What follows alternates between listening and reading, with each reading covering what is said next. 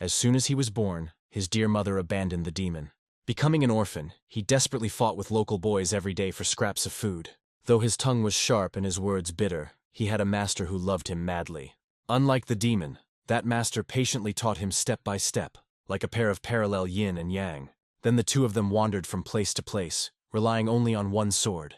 When that master left the mortal world, he hung up his sword and went into deep seclusion, to marry, have children, and live in abundance with a gentle wife and 2 lovely children.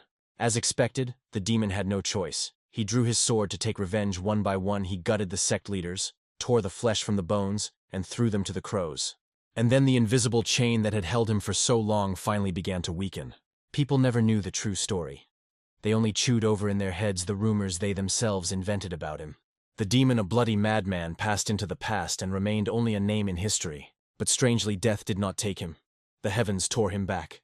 The demon's soul seized the body of Wutan, a worthless man without any combat skills. Where the demon will go after rebirth, no one knows. We'll have to watch to find out. Enjoy the review. Everything begins with a scene of desolation, corpses scattered everywhere, and witnesses shudder in horror. At that moment a group arrived. The fierce elder shouted that Zheng Tian was exhausted and must die. Xuan Zhen, Zhang Guang, and Nangun Huang. Hearing this, Zheng Tian's face changed, and he said coldly, "Now only you remain." The elder immediately took a fighting stance, gripping his weapon, and shouted Amitabha. He rushed forward. Jun Tian also charged. Their faces were close, and in both eyes blazed a murderous desire. The elder suddenly received a strong blow from Zheng Tian, flew backward, and roared with rage. He quickly calmed down and shouted, "Cursed god demon!" He released all his power with the heavenly palm of the Buddhist sect, and directed it straight at Zheng Tian. He jumped over the elder's head. The elder cried out in alarm. "What?" Before the elder could recover, he lunged down and struck with all his might, shouting, "Then I will kill you first." The elder parried the sword strike and shouted to his comrades. At that moment, everyone, 3 chaotically surrounded him, swords raining down on him in a barrage. Although he was surrounded, Zheng Tian held the upper hand, deftly dodging every attack. 2 elders instantly flared up, preparing to unleash a strike of plum blossom light and a thunderous volley. 2 elders shouted, "Die!" and immediately released 2 dazzling beams of light through Zheng Tian. He looked at him with a self-satisfied smile and said, "May you be reborn in paradise." But even before he could rejoice, Zheng Tian suddenly jumped back from his attack. Seeing this, the elder gasped in horror. "What?" Zheng Tian instantly leapt straight into the air to gain momentum. Zheng Tian Vor, with a crooked, grotesque smile, raised a bone and coldly said, "Next." By that time, Xuanzhen was already dead. 2 outside paled and trembled, shouting, "Monster!" Zhang Guang raised his sword, ready to fight to the death, but Nanguang Huang urgently shouted for him to retreat. Zhongguan tightened his grip, his face tensed, and he roared. At that moment, Wu Qing was the god demon Zheng Tian himself. To kill him, once someone drenched the central plains only with blood, so the masters from the 9 factions had to unite. But even so, facing an enemy without equal, their resolve nearly wavered. Zhang Tian glanced at him and mockingly said, "Old man, prepare your grave." Zhang Guang roared with rage. While he cultivated, the elder said, "Done. The grave is for you." Zhang Guang swiftly unfolded the plum blossom dance and forced Wu Chen to retreat. Wu Qing gripped the sword hilt tighter and said sternly, "Not yet." His eyes turned icy, his lips curled, "And I still cannot die." Immediately he executed the 5th move of the sword spirit Ma Black Dragon Slash, rose up, and Zhang Guang was cut beyond recognition, not even having time to react. The old man screamed from unbearable pain, howling in despair. No sooner had he killed Zhang Guang than countless murderous intentions rushed at him, and he froze, frowning. It was the deadly aura of the imperial art of the boundless sword. Seeing the aura converge, he gritted his teeth and cursed you. Rat from the Non-Gong clan, a sword that cuts to the bone, but... He froze as oppressive memories of the past surged again. Thinking about it, he smiled wildly, looked at Nongong Huang and sneered mockingly. "It's just a scratch!" The old man screamed in horror. "What?" Not giving him a second to react. His eyes flared with a bloody tint as he raised his sword. He gathered all his strength and struck Nongong Huang with all his might. The elder recoiled in shock, but was still hit in the face. Eyes wide, teeth clenched in rage. He suddenly accelerated, instantly closed the distance, and unleashed his technique. The old man groaned in pain and called Yung Tian a vile demonic bandit. Zheng Tian radiated an icy deadly aura, ignored the old man's words and moved forward. The fight began again. The two faced each other. Nongong Huang gathered himself and continued throwing his techniques. He had not yet managed to counterattack when the old man seized the moment and jumped down from the height, Nangong Huang's face tightened. His eyes shone with rage, and he lunged downward. The old man suddenly stabbed him in the back with a knife, and he roared in pain. Seeing this, the old man sneered and barked, "Die, bastard." He hissed that his life would end here, and Zheng Tian writhed in pain. Unconsciously, he recalled the carefree days of childhood, and felt that everything had changed. The old man gripped the sword tighter, suddenly said, "It's over," and this stunned him. His face was full of murderous intent, blood dripped from his lip, and he growled. He shouted, "I said, end this curse!" Then, without hesitation, he stabbed the sword through the old man again. The old man was struck, he spat blood, his eyes were bloodshot, and he hissed in pain. He panicked, the blade had clearly pierced his heart.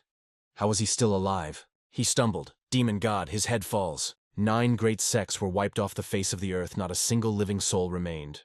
Only emptiness. Suddenly Yung Tai Yan plunged into memories around him, echoed children's laughter and quarrelsome voices. While the child was still playing, suddenly someone's hand appeared. The child was lifted up.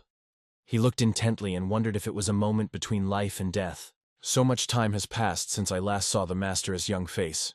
Yes, from here began the journey to Zhonghu. It all started with battles for survival. I wandered everywhere, relying only on one sword, killing just like that. Does life still have any meaning? In his memory appeared a gentle woman who said, "I understand that feeling. I was like that too, pushing in the market, arguing about everything to survive. I considered everyone enemies, and constantly calming children about food and clothes was simply exhausting. But those moments were priceless when I lost my parents. I broke down, and the children gave me back the meaning to live." Zhang Tian pondered, "Once I wanted to live among everyone. But for someone like me, who only knows slaughter, you are the reason for my existence."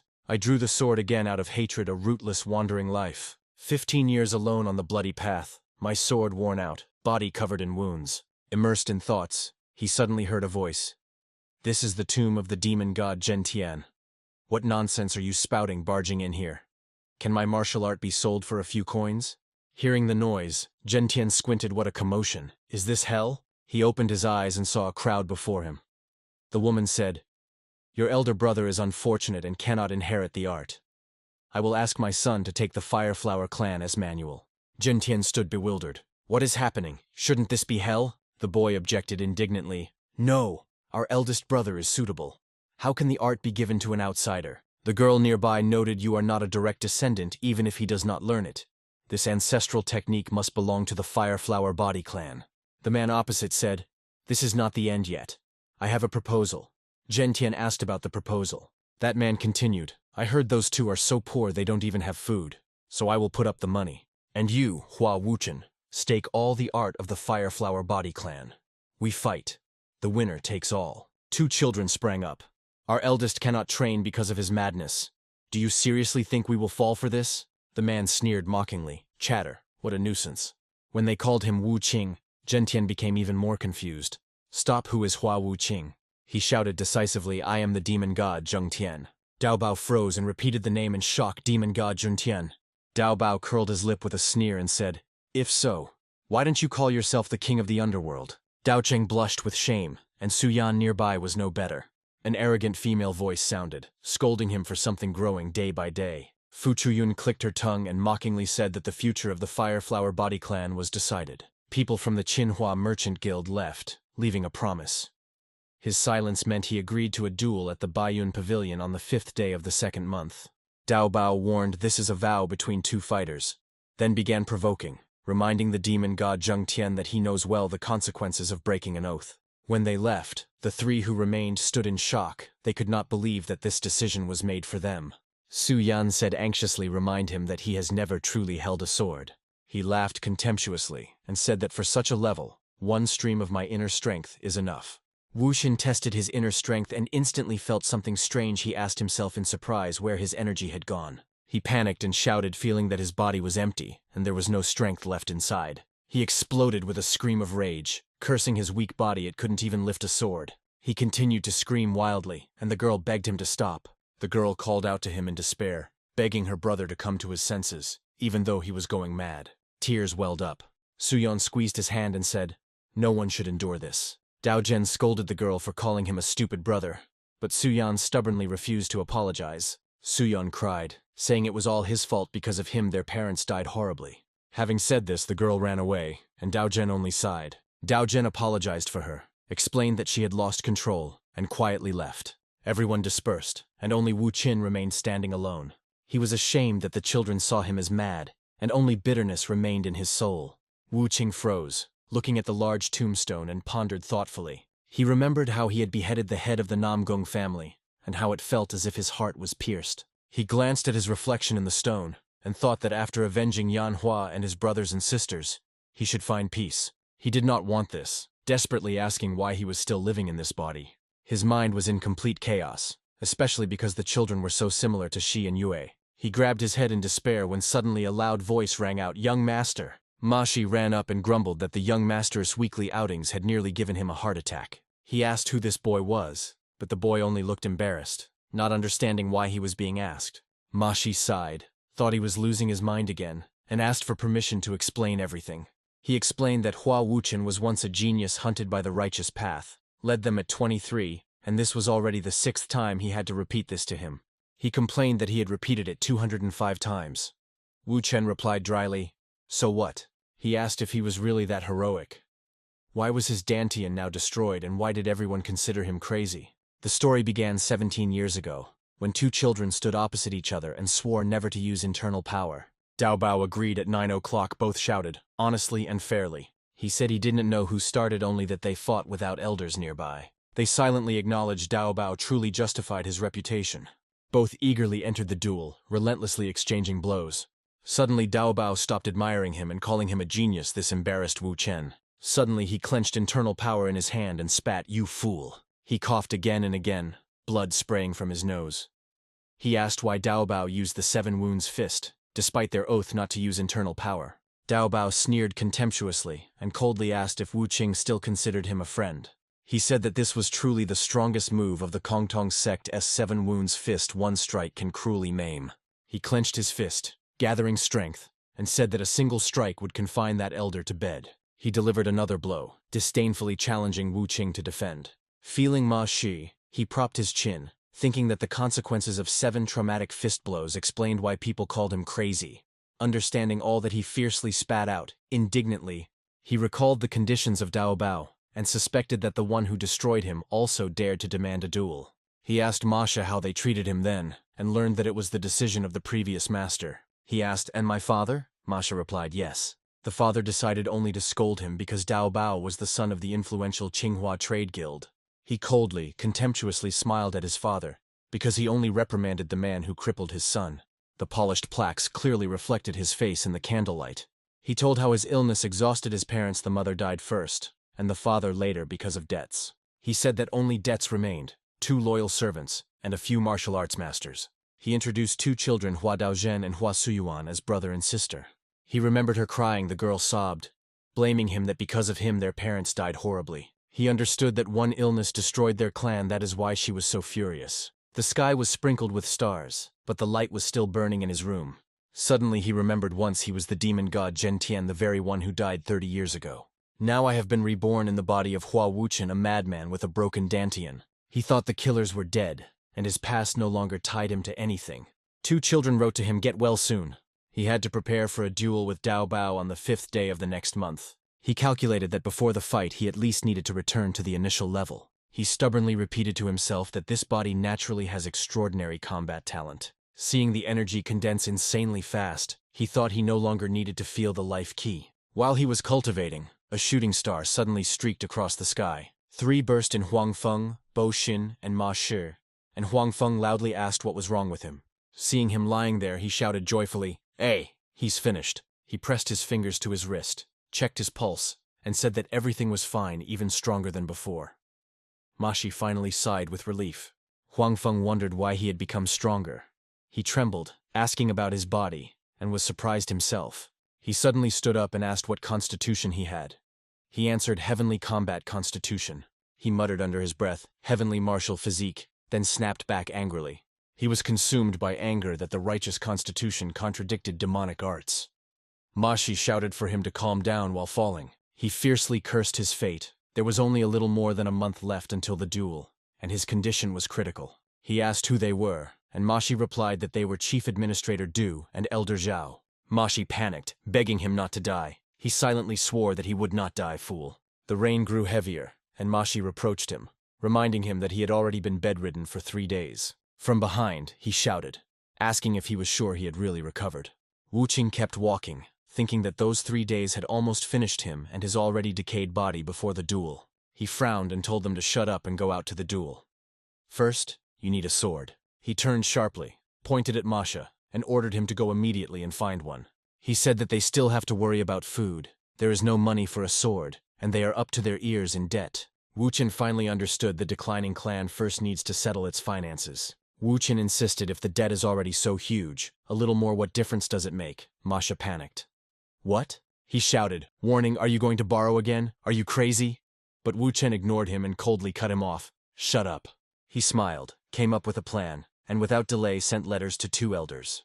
The 2 elders read the letter, and Boshin shouted angrily, the young master has gone to the gatekeepers sect again. Huang Feng reassured Don T, worry.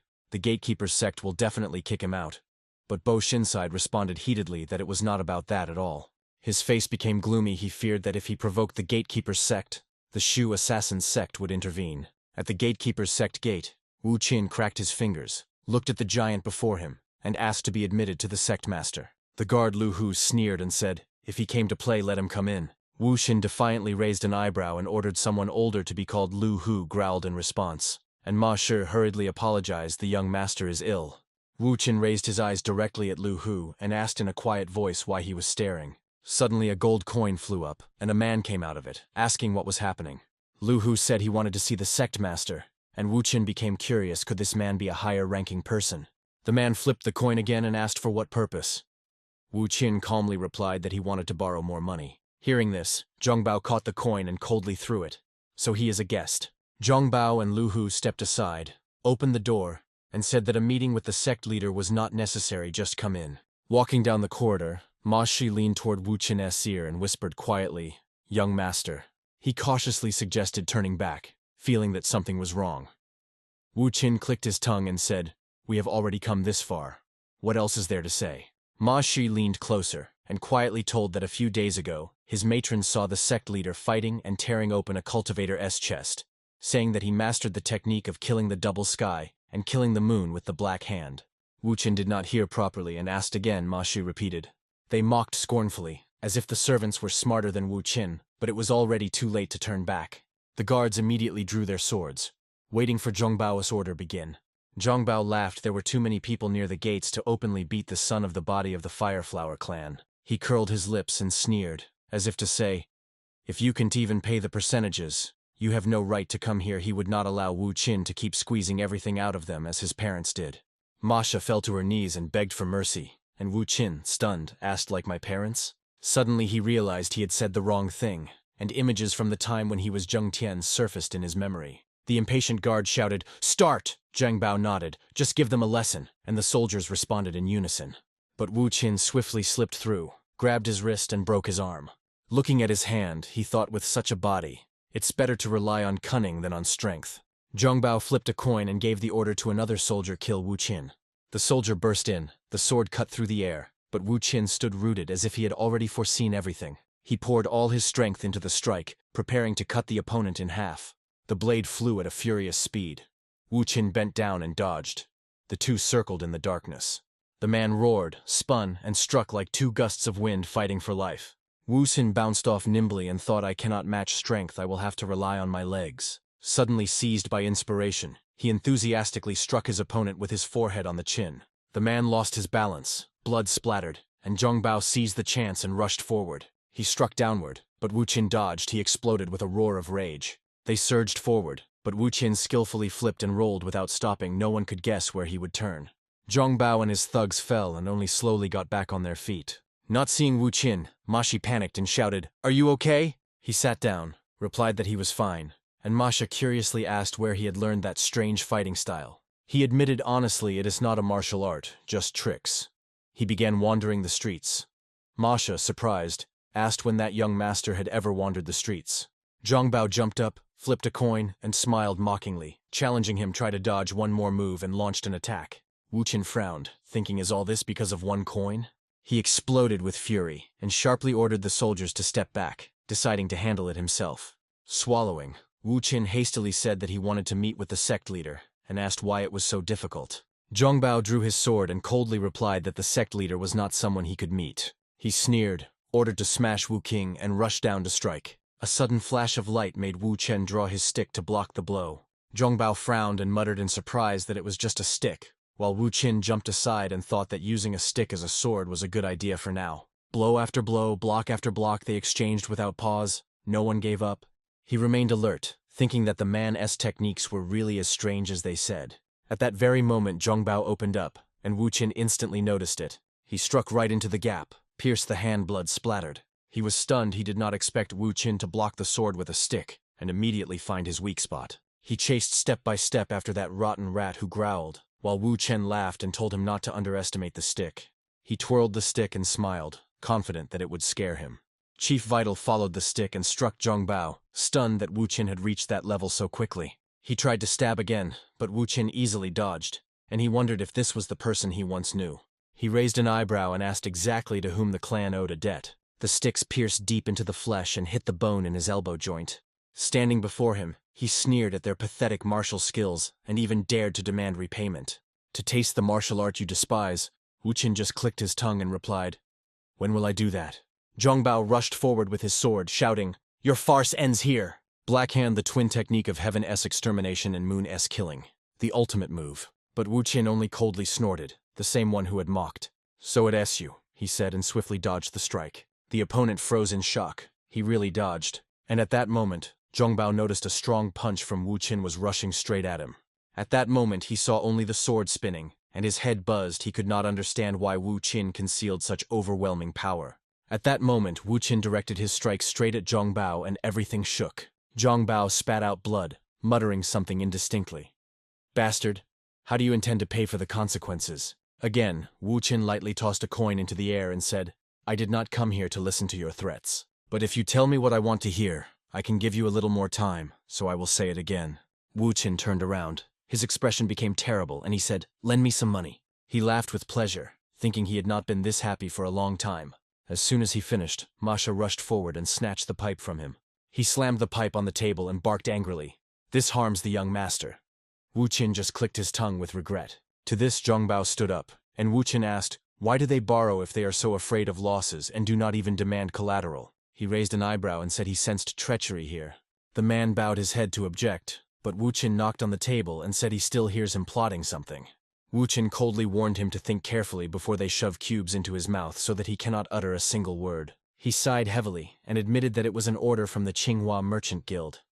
Wu Qin asked what deal they had made. Seeing him falter, Wu Qin called him out and forced him to tell the truth. He growled as if warning, "Do not pledge your loyalty to those who will abandon you in life and death." Frightened, he lowered his head, trembled, and confessed that there was a secret contract. He said that the merchants forced them to give loans at usurious interest rates to drive the Fireflower Body clan into debt. He continued and added in response that the guild promised to sow the lands. Flipping through the report, he asked how much 300 stories would turn into in a year. The man replied that it would be 5,000. Hearing this, Wu Qin laughed loudly and called it nonsense. He threw the report on the table, coughed, and told him to continue. Pressing his chin to his hand, he asked who was behind them. He admitted that it was the Shu assassin sect, which had recently joined the Four Martial Heavens. He mockingly declared that the Four Martial Heavens were a real mess. Then Mashi quietly made a sound. When he looked back, the boy immediately asked, "How do you know them?"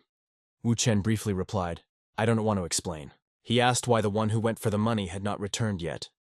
Zhongbao replied that he needed a little more time. The man with the chest of gold ran in, handed over all 300 taels, and immediately caught Wu Qian's attention. He opened it, carefully checked, and nodded with satisfaction. He stood up, handed the chest to Masha, and barked not to ask questions and to hold it tightly. In the rain, he strictly ordered to record the loan in the ledger. He promised to return and pay back every penny as soon as he dealt with the merchants. Suddenly he remembered and warned them do not exploit people uncontrollably. He looked sternly and warned if they cross the line they will be crushed. Hearing this, Wu Qing only sighed as if he understood everything. He and Masha left, walked, and thought about who to destroy first. Returning home, Bo Xin burst out with a joyful exclamation, but seeing blood on himself he screamed in alarm. He asked anxiously about the blood. Wu Qin immediately replied that it was not his. He hurriedly asked what happened in the sect of the gatekeepers. Wu Qin calmly said he just borrowed a few stories, they were short. He said directly that they must watch the martial arts masters and not let them go anymore. Bo Xin trembled and asked where the money came from. The sect of the gatekeepers definitely would not lend. Wu Qin replied that he forced them to record everything in the ledger. He patted Bo Xin on the shoulder, told him to make sure the brothers had food and clothes, and he would take care of the rest. After talking, he went inside, leaving only a brief instruction: do good. He left, leaving three standing there confused, watching him go. Bo Xin quietly whispered if Huang Feng had lost his mind to behave so wildly, and Huang Feng just clicked his tongue and said nothing. He sighed and whispered to himself that he never had parents and did not know what to say at all. He told everything, said that temporarily the money was fine, and promised to take care of the brothers and servants, asking them not to worry. Two children outside heard everything. He also said that in a few days he would fight Zheng Daobao over a secret clan manuscript. He cracked his fingers, full of rage, and said he would break his neck. An old commemorative plaque stood motionless under trembling candles, and the flame flickered in the night wind. In the silent night under the cold moonlight, a lonely wooden tower appeared. Dawn came. The sunlight pierced the clouds and hit the tower, frightening the space. Still at dawn, three men hurriedly carried heavy boards inside. They wearily laid down the boards and grumbled with irritation they did not understand his orders. Masha muttered that those things were so heavy that backs would break, and someone replied that once they finished everything, they would go drink and rest. Hearing the noise, Wu Chen opened the door and cheerfully asked if they had brought them. He inspected each box, frowning and mumbling that in the 50, 80, and 110 containers everything was correct. Masha asked with curiosity what he would do with them, since martial arts masters carry so many heavy things. He simply opened the box to look at the sword. After a moment, Wu Chen said with a sly smile, "If the sword is in the hand, then of course, it is for cutting." He eagerly grabbed the hilt, thinking he would first train with the nastiest of the 50. He tried his best, but could not lift the sword. Masha asked inquisitively if he really intended to use it. He thought irritably he expected difficulties, but did not imagine that he would not even be able to lift 50 carts. His body was too weak. He clenched his fist and firmly swore he would never give up. Soon he was gasping for breath, trembling, and said that he could lift a little with both hands. He shakily turned to Masha and begged her not to stand confused, but to quickly follow orders. Barely carrying the sword, Wu Qin reminded Masha to add a little more meat to the ration. Masha sighed, watching his figure disappear, and said with a sneer that it did not calm him down. In his private room, he slowly raised the sword, determined to master it. Wu Qin raised the sword with both hands, reminding himself that only 2 weeks remained until the duel. He pressed his lips, realizing that his talent contradicted Master Maya's teachings, so he had no choice. He had to learn the 9 unmatched swords from the Master S friend. He firmly told himself that this was the only way to get out of this mess. Elsewhere, Daobao, admiring the scenery and grabbing his loot, suddenly exclaimed in surprise. He raised an eyebrow and asked if Hua Wukin really had blown the guild guards to smithereens. The guard nodded. They were seriously wounded for 2 weeks, and this confused Daobao, because supposedly, Hua Wuchen did not have a dantian. He threw with a sneer that the opponent was clearly not an ordinary person. Daobao smiled and said that maybe he would prepare a gift for the young Master Hua from the Hua physical clan. He continued plucking the strings, pouring gloomy intentions into every rhythm. He thought with pleasure, impatiently awaiting the duel to finally see the true face of Hua Wuchen.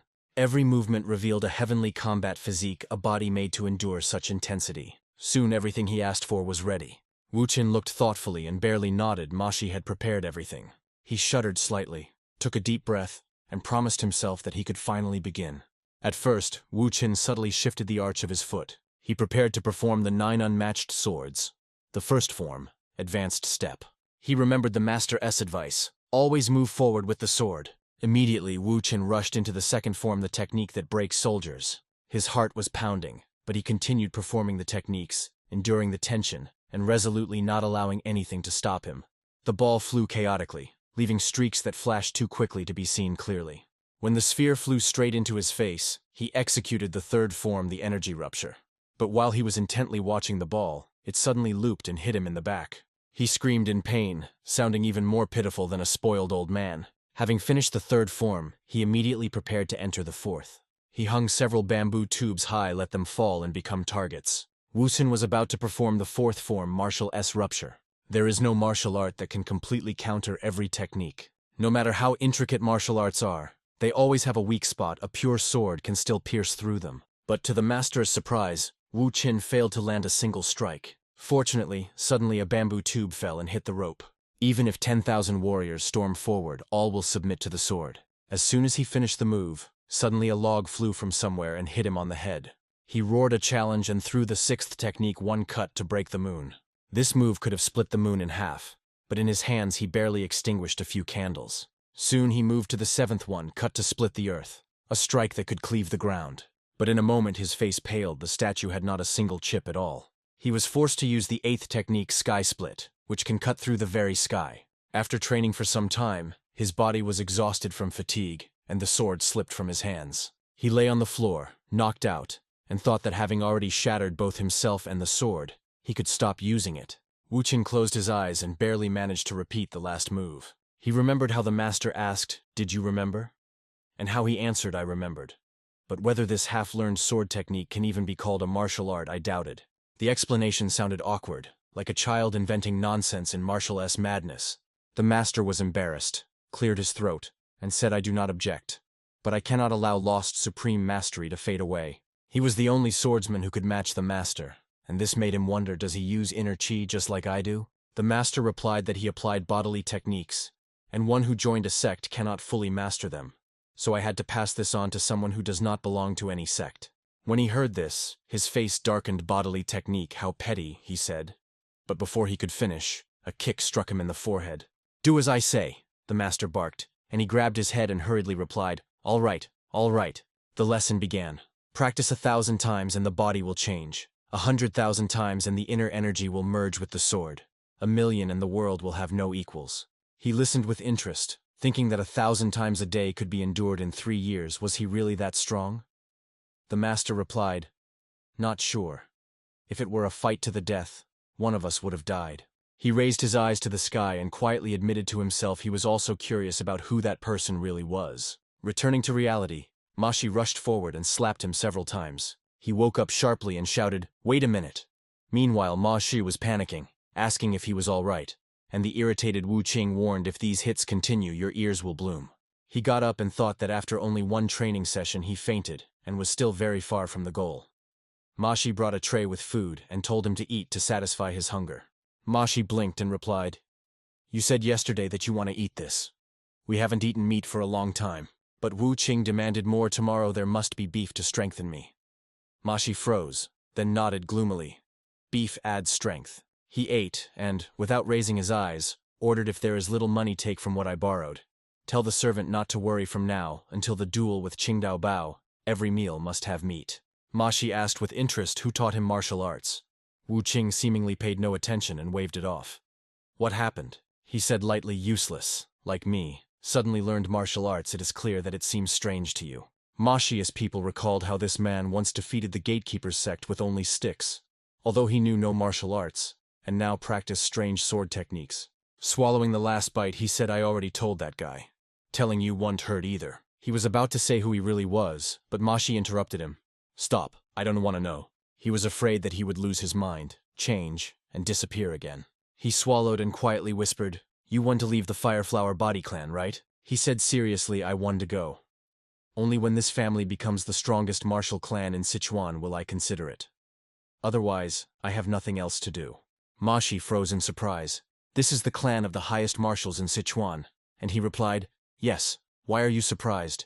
Wu Qing instantly slapped himself on the forehead. It immediately swelled. He barked, "Enough, go!" Masha had to leave. Sitting silently for a few minutes, he quietly asked his former client, "Are you satisfied now, Hua Wuchen?" Huan Feng looked out the window and remembered that the match was in 10 days. Bo Xin muttered, "Qingdao, Bao. He will definitely try to kill the young master and seize the treasure of the Fire Emperor." Bo Xin looked puzzled. "What did you say?" Huan Feng continued. "Think about it." Huan Feng remembered 2 children. His heart tangled like a ball of wires. He understood we cannot allow those 2 children to die along with them. And it turned out it was Wu Qing's breath after sword training. After several days of hard training, he felt his hands became noticeably more defined. He could barely swing a 70 cat sword with one hand, but his techniques were still clumsy. A familiar voice called Hua Wu Qing's brother, who was still training, and he looked back. He waved them off as if to say, "Go play somewhere else." But the children froze and said they were worried because he had been forcing himself to train for several days.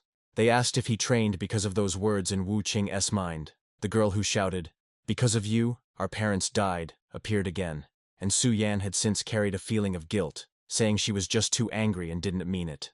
He involuntarily thought seeing them, he remembered 2 other children. He gently stroked both of their heads and reassured them, "It is okay, don't worry." Daojin imitated the sword stance, and Su Yan stood nearby correcting, "No, brother, hold your hands straighter." Wu Qing softened, thinking they imitate me so cutely. Looking at them, he remembered training with the master and suddenly understood something. The master's words burned in his head. Wu Qing. Exhale when you swing the sword, the longer, the better. The teacher once made him balance a basin of water on his head, and ordered him to slow down, return to stance, and breathe shortly and slowly. He pondered. Here it was, the weak spot of the 9 unmatched swords. He gripped the sword hilt, almost forgetting that lesson, then put down the sword and smiled. "Don't worry, brothers, you are the strongest." Then he instantly slammed the door, separating himself from the children. The children looked at each other anxiously. Will he be okay? Probably. But no. Wu Qin once again threw himself into training without rest, and every word of the master came alive in his mind. Wu Qin drew his sword and performed the 5th technique, army killing, unleashing all his chi in one explosion. Seeing that his movement had improved, he beamed with joy. This was a chi cultivation method, accumulating internal strength through body movements. He leaned back and with one jerk cut the candle. Unlike meditative methods, the art of movement with a shield was considered low-grade and unexpected. Not like before, now he adjusted his breathing to the rhythm of the sword so that his body would not sway. Gradually his movements noticeably improved, all thanks to the calm Chief Lu. After many exhausting trainings, the once turbulent Dantian began to thicken. Suddenly Huang Feng appeared and asked if the young master was still training, which stunned Masha. He hurriedly covered the box and said that the young master seemed like a completely different person. Where he used to collapse, now he no longer falls. He said that wudang therapy seemed effective, and proudly recalled how Wu Qin cried during acupuncture. Feeling this, Huan Feng grabbed his head and exclaimed that even the fake methods of wudang cannot so noticeably improve the condition after one procedure. Huan Feng told him to report anything, but Mashi rushed away without waiting for the rest of the words, repeatedly saying, "Yes, yes." He opened the door and, smiling, invited the young master to stop and eat. Sweat was pouring from Mashi, and Vuchin, out of breath, complained that the room was too cramped. He was in shock. "What?" He closed his eyes to catch his breath and repeated, "I said it's too cramped here for training." The next morning at Martial Hall the sky was cloudless, and the sun gently warmed. He brazenly spat out unpleasant words. "Is someone already here?" Mashi awkwardly followed, announcing that the young master wants to use the great Martial Hall. He cracked his joints, warmed up, and shouted loudly, "I am occupying Martial Hall for training.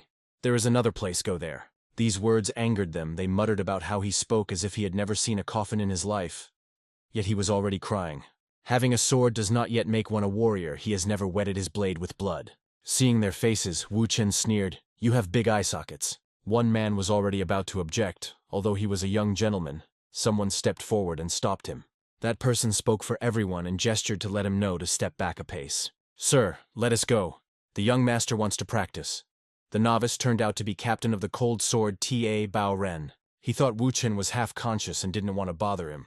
Mumbling as he passed by, he had gone mad again. Wu Chen, enraged, immediately called back. Wu Chen teased further, "If you have an opinion, say it to my face. Talking behind my back is cowardice." Bao Ren paused for a moment, ready to argue. "So what?" Wu Chen laughed. Then the swordsman appeared. "Young sir, even if the sky fell, no one would dare resist the future head of the family." But Wu Qing did not let go. "You know the saying, a dog that bites does not bark. If it barks, it is out of fear." He continued to tease. "If you don't intend to be a hero, then don't bark. Live your cowardly life." Wu Qing became even more agitated. "Who are you to make demands?" Masha was so tense that she dared to peek with only one eye. Wu Qing stepped forward and resolutely replied, "I have never known regret." The sheaths fell, but instead of continuing the fight, he thrust his Tao into the ground.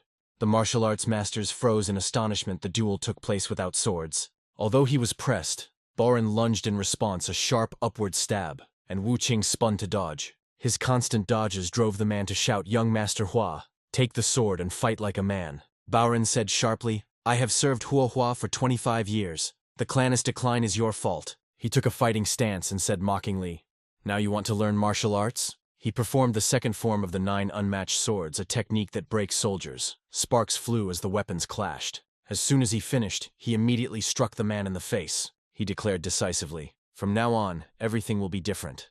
The man thought to himself, incredible, his eyes have changed. In the last clear moment, He thought this is the gaze of a martial arts master and instantly fell. The spectators were stunned. Could it be that young Master Hua really won? Wuqing placed his hands on his hips and asked, "Any more complaints?" The outraged martial arts master shouted, "That was a cowardly act." He yelled that Captain Baoren had no right to wrong him, but he was cut off by a sharp, "Shut up." He said he learned from him. Wuqing briefly replied, "Fine, step back." The man bowed and said, "Yes, sir." Wuqing coldly threw out, "You two go." The previous fighter still protested. "He is the young master. Isn't that too much?" He asked, "Why did you spare him?" The man replied, "Who said I spared him? I was going to cripple him." He was surprised. "Are you serious?" The man replied. "Do I sound like I'm joking?" He stammered. No." Mashi also pondered, when did he start being able to do this? He placed his hands on his hips and looked at the sky. Still, it's an improvement, right? Probably. The figure stood, looking into the distance, while someone's voice discussed the duel with the Qinghua Merchant Guild. Bo Xin asked Elder Zhao, "How long have we been in the sect?" He replied, "About 37 years. Bo Xin sighed. "Oh, what a long time it is." His hand-to-hand combat skills made even the proud Duan clan acknowledge her brilliance. He clasped hands and said that we were both captivated by his radiance and swore allegiance. Bo Xin said this is not betrayal but a way to settle family affairs. He replied, "I know. No need to lecture me." He looked at the ancestral tablet and said in a heavy voice, 17 years of caring for the madness of the young Master Hua. That is also 17 years of watching the decline of the Yanhua clan. He continued, "When we meet Emperor Yang again, he will not blame us. Are you ready?" Bajin replied, "Of course. We need some silver, a few skilled warriors, and 4 travel passes." "You go first!" suddenly shouted Huang Fen. "You!" He remembered that figure and said gloomily, "After all, he is your blood relative. Someone must help him recover." He revealed that a martial arts master from the Yunzhong sect, hired by the Qinhua Trade Guild, will be a witness to the duel. Huang Feng shouted angrily, "A witness? Isn't that outright robbery?" and added, "This shows that they take it seriously." Bo Xin studied the Qinhua Merchant Guild, those vile scoundrels. He ordered, "You will arrive first at the meeting place and wait for me. 2 children will be shocked." Someone asked, "The meat has been tough lately, is it just me?" Masha replied dryly, "No. Cheap beef is naturally tough." Wuqin asked, "Are we without money?" Mashi replied, "I don't know," and the servant extended 2 small silver coins. Wuqin asked, "Are you crazy?" Masi took a sip and calmly replied, "I don't get angry over trifles," then teased, "So why do you say things that make me want to hit you?" He stood up, patted his chest and said, "Enough. How do I look today in this outfit?" "Masha is cold. I don't know for sure, but when you are in bandages it suits you more." A bump grew on his head. Wu Qin said coldly, "Let's go." Offended, he followed him. He squinted. "Dante say you were here to advise me to run away." The man put his hand on his chest. "Of course not," he replied. "I know. Wait for me. I will deal with those bandits myself." He muttered to himself, "This old man worries too much. I will smash them to pieces. Old people are so nervous." The manor gates suddenly opened, and sunlight flooded the yard. Someone sharply pointed to the sky and announced a duel between the Qinghua Trade Guild and the Fireflower clan. He finished writing and shouted loudly, "Place your bets." Someone asked about the odds. He glanced at the list and said, "Let us see." He announced that the highest payout was only 4-1. The player pondered, worth the bet. He firmly explained that fighters should support military clans, not the merchant guild. And after thinking, the man decided, "I bet 2 taels on the Fireflower Body clan." At that moment someone exclaimed, "Oh, young Master Hua from the Hua clan has arrived." From afar, through the dust, confident footsteps were heard. Someone was walking decisively. Wu Chen didn't even look, he was leisurely savoring a caramel hawthorn on a stick. Someone, all embarrassed, asked, "Can I cancel the same 2-tael bet I made earlier?" When he arrived, he said indifferently, "See, I am not late." Bo Sin only remarked, "But eating so much before the match is overdoing it." The one under the umbrella addressed the 2 of them. "Long time no see, right?" Chu Yen elegantly struck her face with a fan and asked, "For the sake of the family, I'll ask again, do you really want a duel?" The crowd buzzed. "What is this? The Fireflower clan itself demands a duel? They have no right to do that, he is crazy." Hearing the rumors, Wu Qing waved them off and thought, "It seems I have been challenged, this debt must be paid." After the meal, he looked around, his murderous intent was clearly visible. "We cannot allow the Qinghua Merchants Guild to seize the secret manuscript. We have no choice but to risk everything in battle. Don't you agree?" The crowd froze even more. The Trade Guild dares to dream of the secret technology of the martial clan? And this is even Xinghua. What is going on here? She released a murderous intent and asked, I wonder how long you can keep calm. Soon they lit the signal fire. Everyone fell silent and watched. He decisively declared the witness of today's duel will be Khan Icon from the Congdon sect. He solemnly introduced the heir of the Qinghua Merchants Guild, Qing Dao Bao. And on the other hand appeared a young gentleman of the Hua family, Hua Wuqin. The crowd shouted. He proclaimed in the name of the Congdong sect, fight honestly and with honor. Dao Bao said with a smile. Oh, it seems the guild has delivered the goods to you. Wu Qing blinked. Goods? He boasted, the outfit you are wearing is the uniform of Fireflower body clans. I sent it as a welcome gift to the young master. Hearing this, Wu Qin sharply drew his sword. Oh, is that so? He spun the sword, throwing down the gauntlet. When this duel ends, each of the remaining shipments will have to be returned. The crowd held its breath. The corporeal clan Fireflower with a sword? Could a sect known for excellent unarmed technique possess the art of the sword? They looked confusedly at the two lying on the floor. Isn't the Fire Emperor praised for palm strikes, not for swordsmanship? Bo Chen anxiously asked again about what happened this morning, and when he was advised to run away, the young master exploded with rage. He looked suspiciously, and the boy, stammering, muttered that it was a joke, and insisted that the young lord would definitely win. Ma Shi argued with himself whether to run, and Bo Chen doubted whether the young lord's madness was infecting him. No objections were heard. The drummer struck the drum, signaling the official start. The clash thundered as Wu Qing lunged like a fierce tiger. Even Dao Bao and Ma Shi froze. They could not believe their eyes. Everyone wondered where he got such strength, since he was constantly called mad and had never studied martial arts. Dao Bao gritted his teeth in anger as he was relentlessly pushed back. Unwilling to accept this, he madly rushed forward, but it still looked childish. Although Dao Bao attacked again and again, Wu Qing parried every strike. Behind them, an explosion thundered, but both of them still continued to fight. They kept clashing face to face, neither retreated. Seeing that they were still holding on, Chu Yan was stunned. Hua Wu had endured for so long. But she was firmly convinced that compared to the kung fu she had honed for years, Wu Qin decisively took the initiative and launched an attack on Dao Bao. Their weapons clashed again. Entangled in the struggle, they trembled with fear. Then they separated and continued swinging their weapons, causing explosions one after another. As soon as they parted, Dao Bao instantly raised his weapon, ready to defend. The slash caused a powerful explosion, and he was forced to raise his sword to block the strike. Dao Bao's eyes widened in shock. He could not believe the power of that blow. He angrily rushed forward, shouting that this time he would cripple Hua Wuqin. Seeing Dao Bao rushing forward with unwavering determination, Wu Qin decided to break his will as well. The nose carried murderous intentions and a deeply rooted grudge. He lunged forward, confident in his skill. Both unleashed their signature moves, unwilling to yield. He instantly dodged to the side, evading Dao Bao's deadly strikes. Bo Qin panicked but admitted that Wu Qin was holding well, and Ma Shi tensed, convinced he had not yet given all his strength. Hearing this, the man asked in surprise, and the boy explained that he had secretly seen him training hard, so even greater strength might soon break out. Zhao Zhao felt that his current skills matched the opponent's, although perhaps the latest training was still insufficient, and Wu Qing only wiped the sweat and secretly decided that how strong the opponent was did not matter. Then he charged again, convinced that he would eventually defeat them all. Like a gale, Wu Qing rushed forward, launched a move, and spat. You scoundrel! He kept pushing forward, driven by his own determination, whispering to himself, I will do it. They stood face to face, the tension taut like a bowstring, and no one yielded. Wu Qing lunged forward and struck with his sword. Full of hatred, he was ready to defeat him at any cost. A guiding voice came from the tent. Go straight east 5 miles. Then the voice ordered to turn aside, meet the camellia, and travel 3 more miles. Following Huan Feng's instructions, the carriage stopped in front of a secluded but picturesque tavern. Seeing the inn, the man sighed with relief. He had finally arrived. Seeing Dao Zhen and Su Yan still asleep, he relaxed with relief. It meant delivering them had gone smoothly.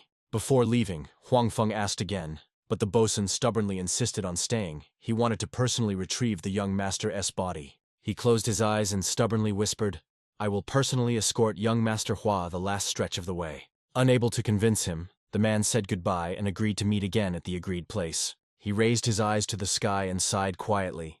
He did not know what was right and what was wrong. Every time Wu Qing made a move, Dao Bao immediately responded. Green and red flashes, embodying their clash, exploded and flickered again and again. He thought Dao Bao is young, but there is strength in him. He just lacks experience. 2 streams of murderous intent collided, and a cloud of dust and smoke rose into the air. The fighters and spectators below held their breath and watched every movement tensely.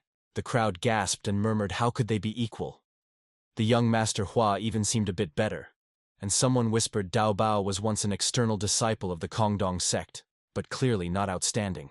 Dao Bao gritted his teeth, enduring the barrage of Wu Qin's attacks. Bo Xin shouted in an alarmed voice, and Ma Shi hurriedly warned young Master Hua to dodge. Chu Yan stood aside, forcedly smiling, but it was clear he was tense. Wu Qin delivered the first strike from the 9 unmatched swords, the Vanguard Dep. Someone exclaimed in shock. He really blocked that. An explosion sounded. He was thrown back a staff S-length, barely staying on his feet. Dao Bao's shout burst out in fury. Damn this madman. But Wu Qin did not wait. With a mocking smile, as if saying you're too slow, he delivered a decisive blow. While Dao Bao rushed into attack, he only gritted his teeth and looked helplessly. He executed the second technique from the 9 unmatched swords, the soldier breaking technique. He panicked, not understanding why he was powerless against that attack, not grasping the situation. He only stumbled in his thoughts. He couldn't repel it. He took the entire blow of the sinister Wu Qin upon himself. He stubbornly resisted, not wanting to admit it. Could it be that I lost to someone without an elixir field? In an instant, he swung his blade in one motion, and one of Dao Bao's hands flew off. Falling in choking smoke, the sword and body collapsed like withered leaves. Bo Xin and Ma Shi were covered in cold sweat and froze in shock. Dao Bao lay motionless, blood flooding the severed hand. Someone asked. He raised it high and declared, "This is a blood debt for 17 years. He calmly replied that since Dao Bao belongs to the Tsinghua Merchant Guild, they will simply find a way to sew the hand back on. He asked why it had to go so far. Wu Qin snorted coldly. What did you say? The man objected, saying the duel was already decided, and Wu Qin calmly replied that if so, then he also has something to say. He asked bluntly, did you really use the 7 wounds fist against a 5-year-old who didn't know martial arts? His voice was icy. This put an end to 17 years of revenge. From now on, anyone who dares to provoke the clan of the Body of the Fiery Flower will pay. He warned them to prepare, then turned and walked away. Tears choked her. She silently vowed never to forget this humiliation. The martial arts masters froze as if struck by lightning. Everyone's jaws dropped at what had happened. Only when Wu Qin raised his blade and left did the crowd erupt in cheers. The crowd buzzed. In a few moves he dealt with the outer disciples of Kongdong. His swordsmanship was strange. It was as if an unparalleled master had appeared. Masha and Bo Xin rushed after him, calling out, "We are returning to the residence," he said. Bo Xin was confused but obeyed nonetheless. Looking at his figure, the man silently thought, when did young Master Hua's shoulders become so broad? Suddenly he called the chief steward Du, who, startled by the surprise, responded instantly. He vaguely hinted at the matter that threw the steward into panic, and made him wonder if young Master had learned about the escape. He cleared his throat and asked if all the gold given to him had been spent. The steward hesitated and said he had saved some. Wu Qin grumbled that he would stop by the sect of the guarding gates for money on the way. Just as the butler thought it was over, Wu Qin added one more. He said he didn't mind if Elder Zhao and the martial masters wanted to leave the clan. The steward froze when he continued. But if they dared to tear him away from his 2 relatives, Wu Qin coldly warned they would have to risk their lives. Huang Feng sat next to Dao Zhen and Su. Yen the girl grabbed his hair and scolded him. The boy puffed his cheeks and put his hands on his hips, and Huang Feng hurriedly unfolded the pigeon letter to calm them before reading. Huang Feng shouted in panic, "Oh no!" and scared the girl who was still holding his hair. He sighed heavily over the letter. The escape plan was exposed. And now they demanded that young Master Hua return immediately. Wu Qin spoke directly. As for the money, it is time to settle up. Bo Xin froze. Wu Qin coldly and emphatically declared that he intended to deal with the sect of the guarding gates. Didn't he think so? He told the chief steward to rest calmly, but the steward was still worried. He saw that the young master was already different. Noticing his concern, Wu Qin said he was too worried, but the caretaker still warned him not to get involved with the sect of the Su assassins. Wu Qin reluctantly replied, and left. Although he had already left, the steward did not take his eyes off him, watching as he walked away, and felt uneasy. Masha quietly asked if he really intended to go to the sect of the Guardian Gates, and he replied, "Yes. If we leave everything as it is, it will only get worse. Solve this now." He smiled and gently asked Masha to always stay close, and the boy was embarrassed, but obeyed anyway.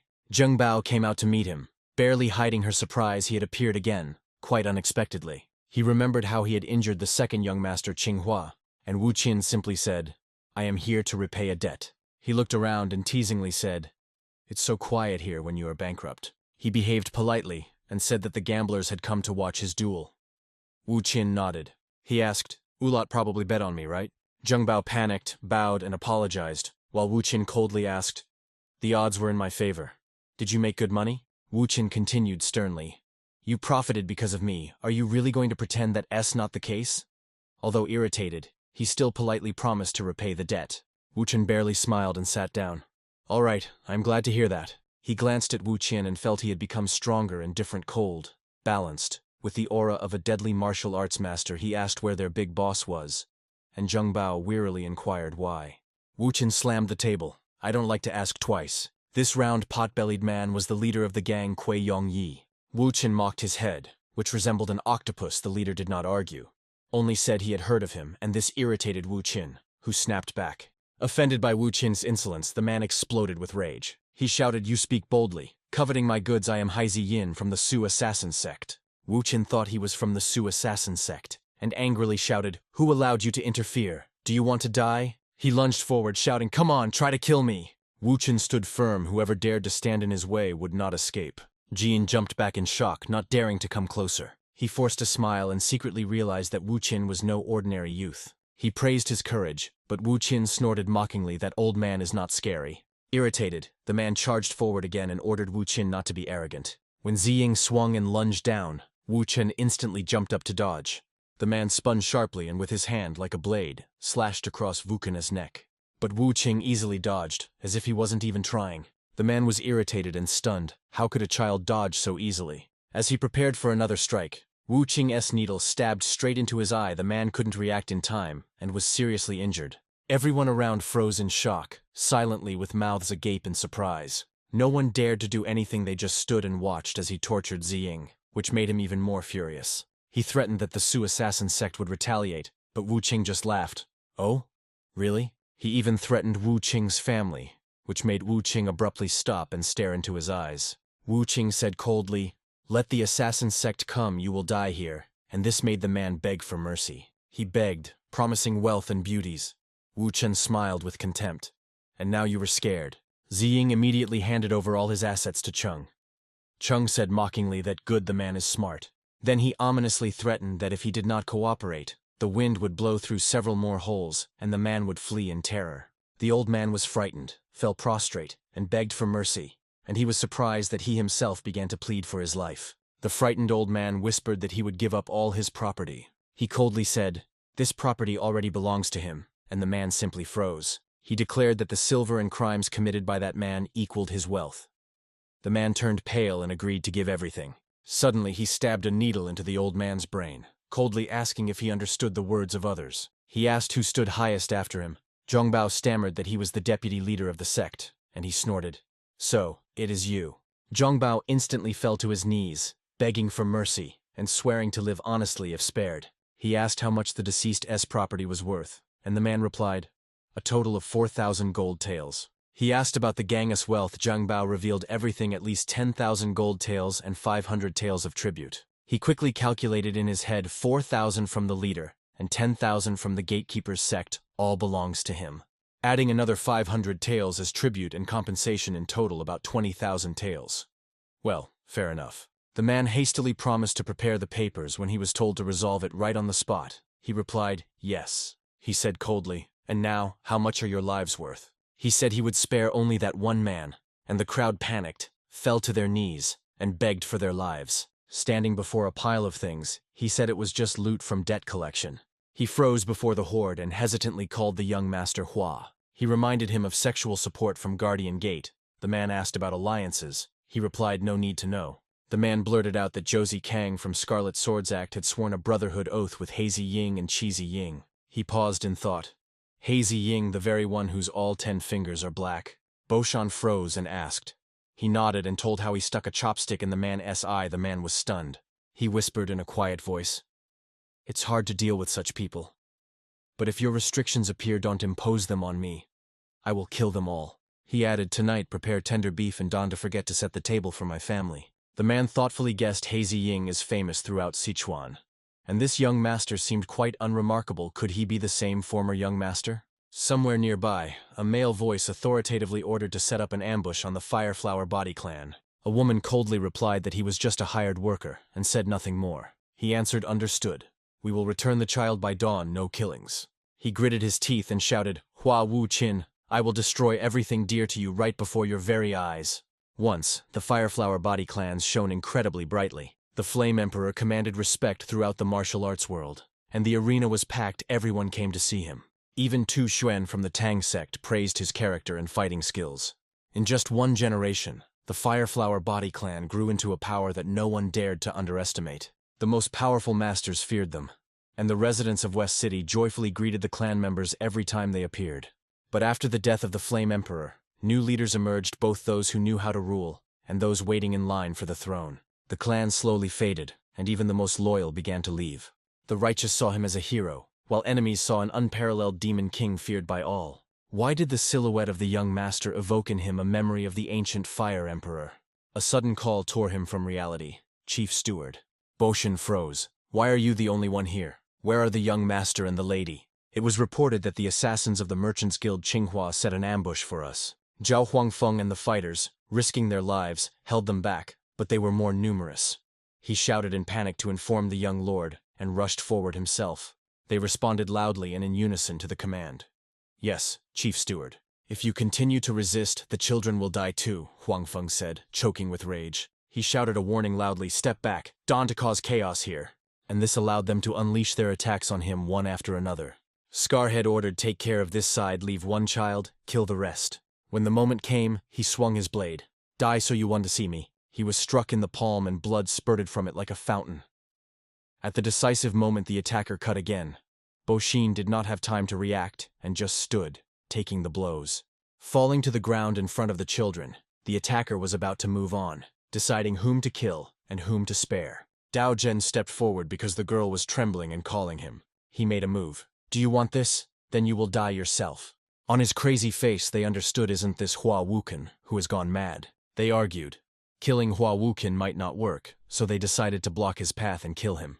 Throwing himself into the attack, the man still threatened, "You will not see the dawn, Hua Wu Qin." He could not recognize the opponent as skill, he was only good at intimidation. The bald man panicked. What the hell was that? Yet still they clung to hope and rushed forward together. Kill him.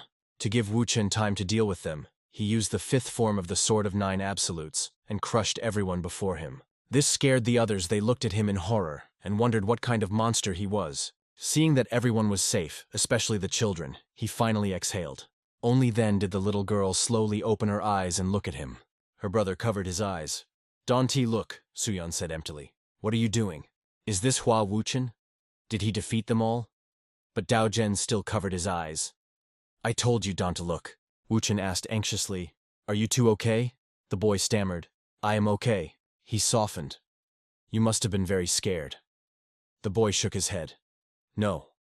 I come from the Marshall family." He ordered Elder Zhao, "Take the wounded and the two children back to the manor." "Yes, young master." The wounded were carried out.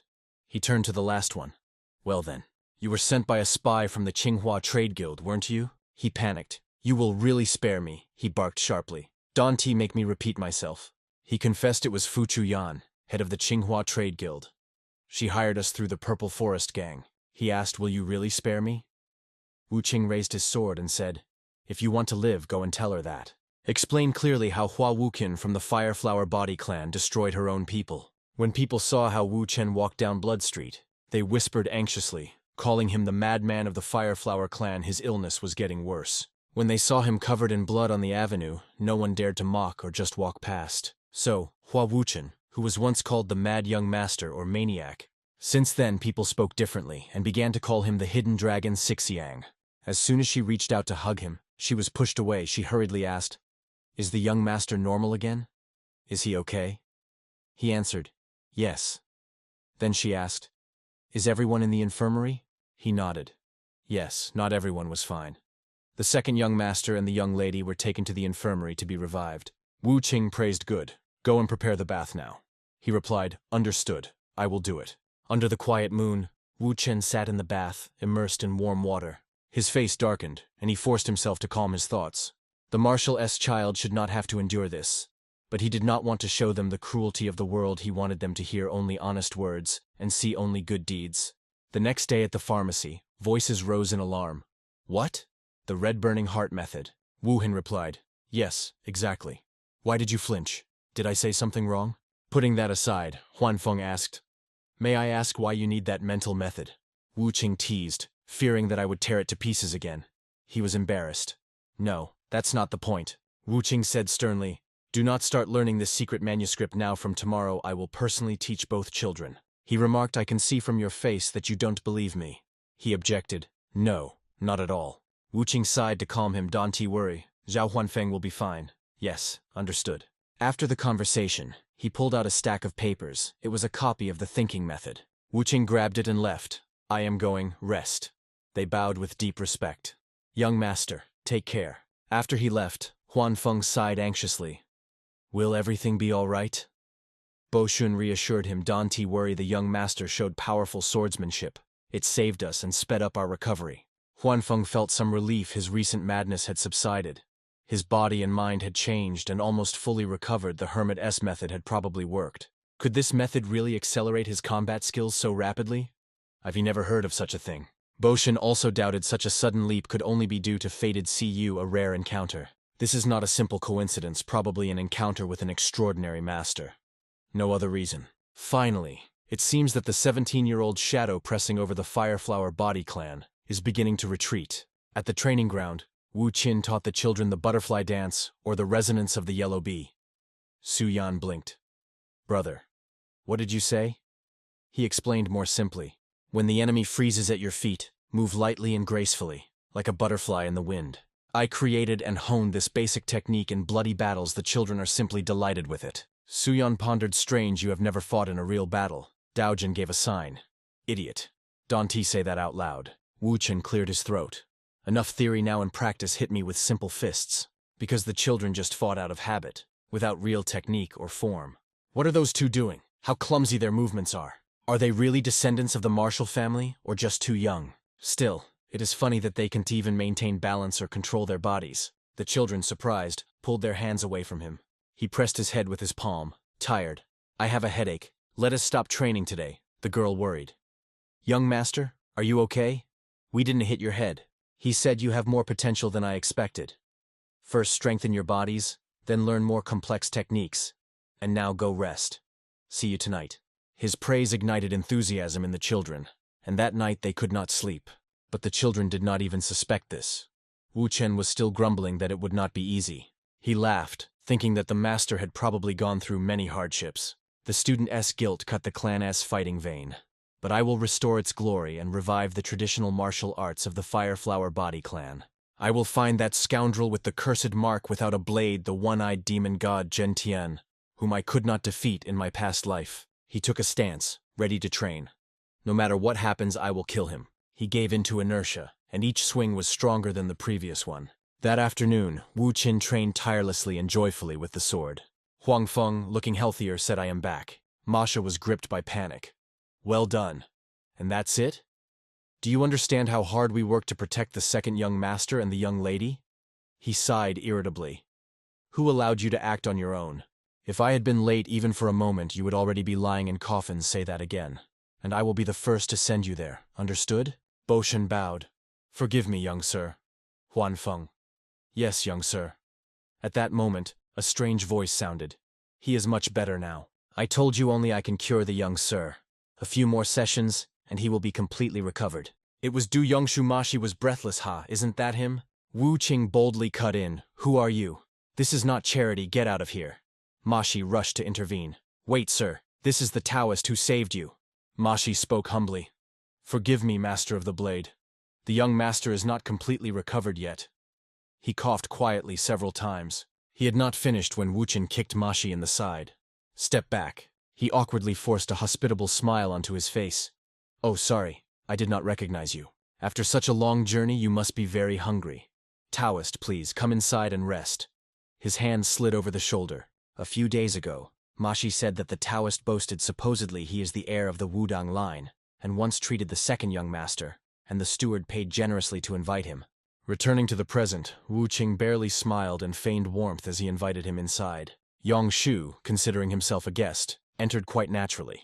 But he had no idea how treacherous the person who brought him here was. Wu Qin changed his tone and asked, "You are the heir of the Wudan line, right?" He had no doubts, and answered calmly. "Yes. I alone inherit the essence of the Wudan line, Baxian." He showed a deadly smile and sneered contemptuously. "You are the one everyone talks about? How strange that Wudong has someone with such a big nose like Era because of this." He turned pale. Before he could finish speaking, Wu Chen barked, "Hey, big-nosed, confess now, or I'll send you to the ancestors." He stubbornly clung to the false title and tried to explain something, but fell silent when Wu Qin drew his blade. "If you are a disciple of Wudan, you must dodge a few simple sword strikes," he heard, and fear made him retreat several times. Wu Qin instantly lowered the sword down to test him. He was so scared that he wet himself and fell, and Mashi nearby could only stand and watch. Wu Qin suddenly snapped, "Shut up and bring me a ladle of water." In a moment, a large ladle of water slapped and the water splashed down.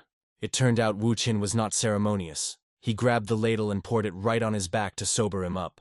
Yongshu shouted angrily, but Wu Qin immediately grabbed his fake beard. He pulled so hard that the veins on his arm bulged, and his eyes popped out of their sockets. It turned out that it was just a fake beard, bought at the market for 36 coins. Wu Qin sneered, "Using 502 glue from Troop de Bang holds well? That is just a trick." 4 people stood before Yongshu and demanded, "How dare you deceive the Marshall family, old and still cunning?" Masha whispered worriedly, and Wu Qin, thinking, said, "Of course, we can just leave it like this." His face became demonic. He threatened to cut off limbs, and he panicked and began begging for mercy. Wu Qin softened his voice and joked, "Who will pay if I kill you? I'll just cut off a few necessary parts." He trembled, begged to keep his body intact, and promised to return all the money he had extorted by fraud. Wu Qin nodded, but added, "Count the fee for limbs and valuables too," and in panic agreed to everything. He smiled contentedly, and continued to demand ransom for limbs and valuables, which made him panic and give everything after bargaining. Wu Qin called the butler and asked how much the fraudster took. Boshan replied 50 taels of gold. Wu Qin sneered contemptuously, "Pathetic. At your age you are still so naive." Boshin awkwardly began to explain something, but Wu Qin sharply interrupted, "Enough. Let's go. I don't want to hear this anymore." Wu Qin tensely said, "Here, the starting price is 50 gold taels." He fell to his knees. "I don't have that kind of money right now, unless I give it to Jin Yan." He interrupted, "There 2 hours. Lead the way." Han Feng followed, but shouted, "Stop! Your hands are injured and you still ask for legs? What do you need them for? Help me clean up the corpses." Don T make up nonsense, stay obediently inside. This made him fall silent. He angrily left and the swindler stumbled behind, confused. "Yes, yes." Bo Xin and Huan Feng stood behind, still stunned by Wu Chen's unpleasant behavior. Bo Xin thought to himself, "Don't worry, this man is no longer the young master we once knew." He muttered under his breath, "Damn, I should have borrowed a fresh horse. How poor this clan is, that they don't even have a horse." When he approached, the man stammered, "This is my carriage. Please sit down, sir." Wu Qin said with a sneer, "Ah, you cheated for a decent sum. A rare 4-horse carriage for 50 gold taels, this makes perfect sense." The carriage was too pompous for their clan, shiny and lavish. He stammered. The skin was tightly wrapped. "I travel a lot and sit in the carriage for hours." Wu Qin teased, "So devoted to your work, why not do something useful?" He bowed his head and said, "One day I will do it, sir." He lay down and quietly said, "I'll nap a little. Wake me when we arrive." The man obediently said, "Yes, please rest." Then he quietly slipped outside while Wu Qin was still asleep.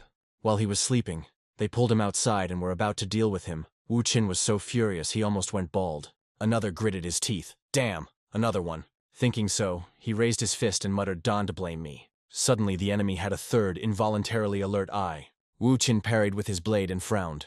What is this? Not a bad greeting. The blade hit the big boss, and he instantly raised his hand to block the strike. The main boss was boiling with anger. The hidden dragon from Sishan lived up to its name. Wu Qin smiled mockingly. When did Jin Yan turn into an abandoned forest? He left. So, was I chosen as the target from the very beginning? I thought it was just some petty fraud. It turns out, it is serious. Just when boredom struck, Wu Chen suddenly ignited a wild power. Wu Chen instantly radiated an aura. I am bored too. Wu Chen feared no one. Your gaze is disgusting, like a devil from hell. How strong is this demonic aura? He sharply drew his blade, and you have a real arsenal of weapons. A powerful aura burst from him, proof of his strength. They saw the big boss pushed far back into an open patch of land. They shouted in rage. That scoundrel attacked only one person, save him. Blocking and thinking, damn, he rushes like an iron mace. In a moment, the big boss was shoved, he fell on his back. He kicked him right in the face and he rolled on the ground. They pretended to be frightened because the third brother was about to make his move. The advantage in strength pushed Wu Qin to target the weakest, the second brother. He sharply lowered his blade. The third brother hastily raised his sword to block the strike. The sword was too thin, and Wu Qin instantly split it in half. He chopped straight at the head. The man didn't have time to do anything. Almost killed. The third brother managed to tilt his head and dodge, but immediately after that, Wu Qin delivered a powerful kick right to his stomach. Watching them, he hesitated. Yes, this was demonic kung fu. Why had such arts appeared in the Central Plains? He sighed. He didn't want to kill these junior disciples practicing demonic arts. What else could he do? Yanshu cursed himself. He couldn't believe that the 4 demons of Cheongshan were so decisively defeated. The big boss admitted after a few moves, "We realized we couldn't match you." Wu Qin smirked. "Why drag it out? Enjoy your defeat." He nodded. "Fine, I'll spare you." But then he coldly added, "I will cripple your dantian and sever your meridians." He knelt down again and bowed. "We were only following orders, please. Do not destroy our path as martial arts masters." Wu Qin teased. "You still whine like a child at your age." He asked, "Who taught you martial arts?" The man froze and only muttered, "Huh? What do you mean?" He repeated, "Who is your master?" His demonic aura aroused even more suspicion. Few have such an aura on the Central Plains. "Who taught you demonic arts?" he confessed. "Even when he died, we never learned his real name." Wu Qin was irritated. A student who doesn't even know his teacher's name. The big boss was timid. He forbade us from looking for other students. He was still dissatisfied. "I understand. You should have trained calmly, not become bandits." The big boss turned pale and immediately objected. "Bandits? No, we just sometimes helped brothers with business." Wu Qin suspiciously asked, "Business? Don't you know what he was like and still helped?" And he stubbornly replied, "We thought saving people was right, wasn't it?" He was fed up. "Enough. Get out of here. Stop serving him. If I see you again, consider yourselves dead." They bowed in a row. "Thank you, sir." He said to Yangshu, "You must pay ransom for these guys with your life, and compensate for the loss of my energy and spirit." He blinked. "Psychic trauma? That counts too." Watching the carriage disappear, the big chief recalled his master's words.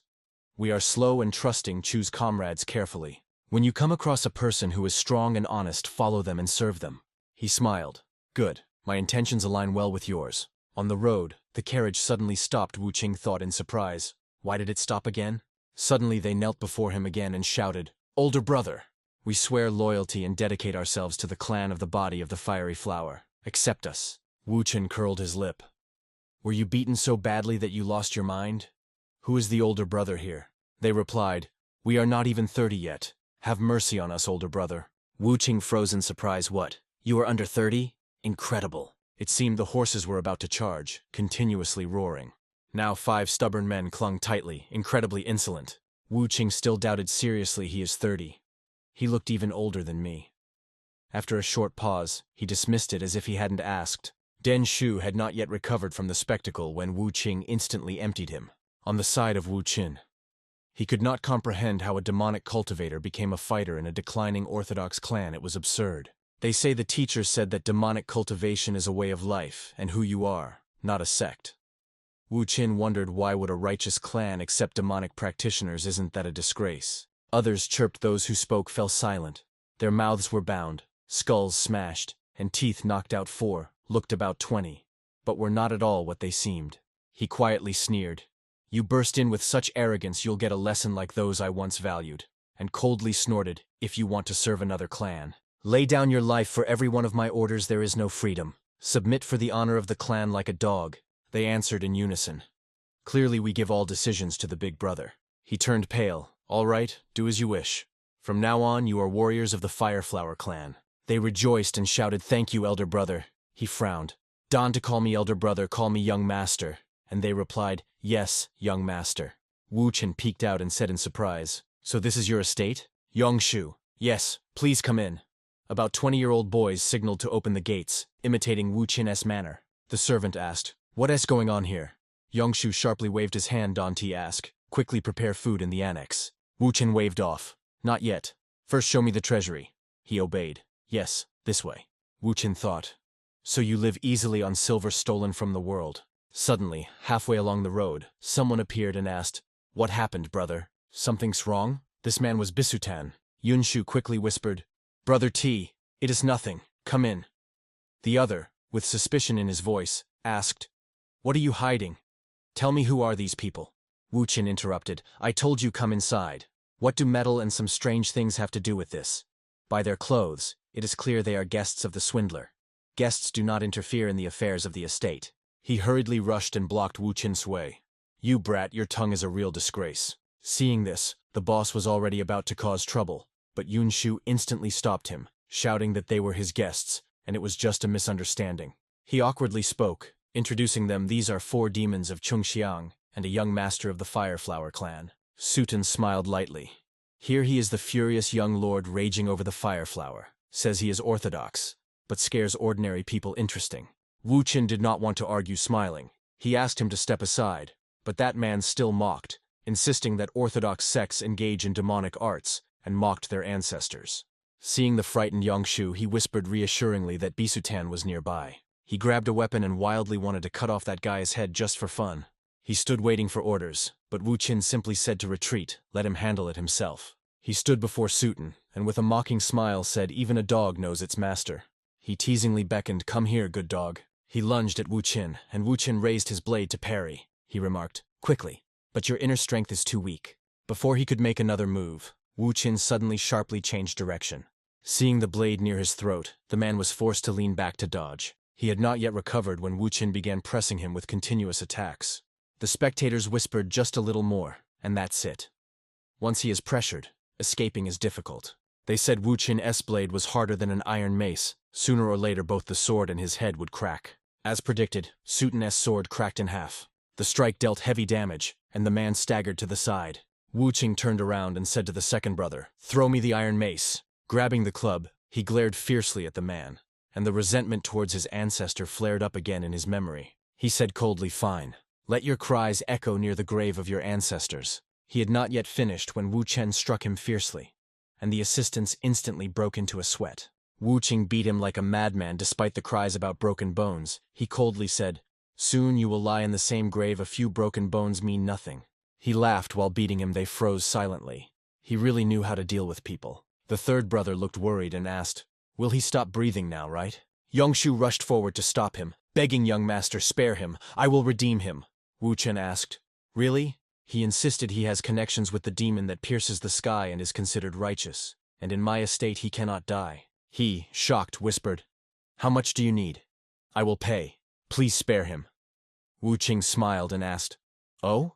I thought you were vainly hoping on this man." He smiled. "You should have said so earlier." The man looked scared and thought, "This one is truly crazy." When the door closed, he looked back and asked, "All right, it seems you have gathered quite a lot?" Wu Qin looked around the hall with satisfaction. "All right, let us start the count. 4 men behind you, 500 taels each." Yan Shu froze in surprise. He said he would take them as warriors. "How did it come to this?" He continued, "Next, your limbs 200 taels, your life 300. And finally added, for your talkative brother 1,000 taels, and for the spirit and strength I lost today another 3,000. He issued a challenge. "Let us settle this cleanly. Hand over all valuables now." "Anyone against?" Yangshu gritted his teeth and shouted, "Of course not. This one is worse than mountain bandits." He reminded them don't to miss anything. They worked and responded, "Yes, young master." He looked intently at the wall and couldn't understand what kind of screen is this. It emits a strange aura. Wu Qin became increasingly confused in his thoughts. Could this be an illusion? Yan Xiao shyly asked, "Young master, do you like the screen?" Wu Qin carefully examined the screen. It seemed strange to him, but he remained silent and only shook his head. As he didn't like it much, the man continued. "This screen was made by Master Zhang Sushun. You have sharp eyesight, young master." He suggested, "The young master's room is empty. Take it if you want." He agreed. "All right, I'll take it." The man thought to himself, "This boy is greedy." Soon the carriage outside was piled with gold and silver. Wu Qin asked, "You don't need this carriage anymore, right?" "I'll take it." Yangshu bowed his head and respectfully replied, "Of course it is a great honor for us that the young master uses it." Wu Qin shouted, "All right, let's go." As soon as he finished, the wheels immediately started moving. From afar he bowed and shouted farewell, and ahead, leading the way, Wu Qin loudly exclaimed, "Live well, see you again." Seeing those treasures, Yangshu trembled and shouted, "See, you've already grabbed enough. Are you even human anymore?" His eyes filled with tears and he whispered, How can the sky be so cruel? What did I do to deserve this madman? Masha froze and shouted, "Wait, what is going on here?" He opened his mouth, looked, and asked, "What happened?" Masha asked in surprise, "Young master, where did this money come from? Did someone die because of it?" Wu Qin calmly explained, "No. You said we lacked funds, so I got them." He asked Masha, "How old do you think they are?" Judging by their build, these were not ordinary men. He guessed, "Look closely, they are all over 40. This news will definitely interest them." Then he asked, "Where are the chief steward Du and Elder Zhao? I didn't see them when I came." Ma Shi said, "Oh, important guests have arrived. They are in the front hall and asked to be taken to the young master." He became alert. More guests? Or did scammers come to take the money? But he quickly pulled himself together. No, dawn to fear them, quickly. Wu Qin fluttered with anger. What kind of tricks are these old men pulling again? When he entered, everyone immediately bowed in unison. The young master had arrived. He stood up and introduced young master. "These are 3 merchants who helped the Fireflower clan in difficult times." Another introduced himself. "I heard the hidden dragon has awakened. The rumors turned out to be true. I am Bang Guanwu from the Yan Merchants Guild." Another respectfully said, "I am Dong Guanyu, leader of the Boundless Trade Alliance." "I am glad to see the young master safe," added Dutan. "Long time no see. I am Hong Dutan, head of the Golden Treasury." He responded with a salute. No need for such formality. He introduced himself and said, "I am Huao Qin. Thank you all for coming." Then he poured tea and began, "Well then." He sharply asked, "You 3 came to demand debts from the Fireflower clan, didn't you?" Bong Wanwu denied this. "No, we are not forcing debt repayment. We only came to greet the young master. Sorry if we disturbed you." Wu Qin said calmly, "Thank the merchant for the help. But the debts need to be clarified. I have just restored my spirit and do not yet know the whole situation. So please forgive my shortcomings." He continued, "I want to know the total debt the Fireflower clan has." Bo Xin interrupted. "Young master, before talking about repayment, we need to state exact figures." Dong Guanyu said, "The figures must be accurate, young master." He calmed down and added, "All right. Though unpleasant, let them state the amounts." They told in turn 5,300 stories for the Guild of Merchants Yan, 3,200 stories for the Golden Treasury, 1,100 stories for the Alliance of Boundless Trade. He counted a total of 2,400 tales. Someone spoke and Boshin slammed the table. "Now it is clear that the Qinhua Merchants Guild has long oppressed us." He calmly asked, "What does the Qinhua Merchant Guild want?" Bang Guangwu said, "They want the right to collect debts that your families owe us. This will harm you, so we firmly refuse." Dong Guanyu continued after the clash. "The Qinhua Merchants Guild threw huge resources to crush competitors and monopolize supplies, breaking ties with other trade unions. They even shamelessly poached branch leaders to their side." Huang Feng listened anxiously, never imagining it was so serious. He added, shamefully admitting, "But we no longer have the strength to resist." Guan Yu said before granting them the right to collect debts, "At least warn the young master." Wu Qing sincerely thanked them. "We are deeply grateful for your concern.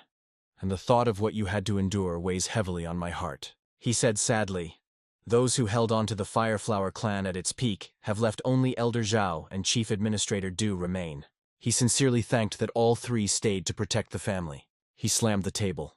"I know little about literacy, but one thing I know well, a debt of gratitude must be fully repaid." He promised, "I will immediately repay all the debts of the Fireflower clan to you." Everyone, full of surprise, asked, "Is this really possible?" Wu Qin resolutely swore, "I will return every percent and repay every favor. I will free your merchant associations from the oppression of the Qinghua Guild." "Young Master Hua, are you really going to use force to help us?" Wu Qin answered instantly, "Of course." Bo Xin flinched. "Young Master Hua," he warned anxiously. "What are you saying? Do you know who stands behind them?" Bo Xin emphasized, "It is the Kongdong sect, one of the most powerful fighting factions." Wu Qin did not flinch. "So those old ones are pulling the strings?" He called back young Master Hua. Guan Yu interrupted. "Chief Steward do it. Don't worry." He reassured, "If we write off the debt, they will lose the reason to bother us. That is a great favor in itself. We will not dare to directly challenge the Kongdong sect." Everyone smiled. "Thank you for your words, young master. We feel much lighter at heart." They said goodbye. "We also say goodbye. May your home prosper, and may the road be safe." He watched with admiration as they departed. The Qinghua Merchants Guild is truly formidable. Wu Qin ordered Du, Chief Administrator, gather all intelligence on those rats, their money, territories, goods, and contact the Kongdong sect, and Bo Qin set off. young Master Hua? He asked in alarm. Wait, are you serious? Wu Qin stressed.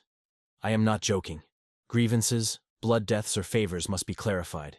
Wu Qin angrily said, you know what they have done. If we let this pass now, next time they will aim straight for our throat.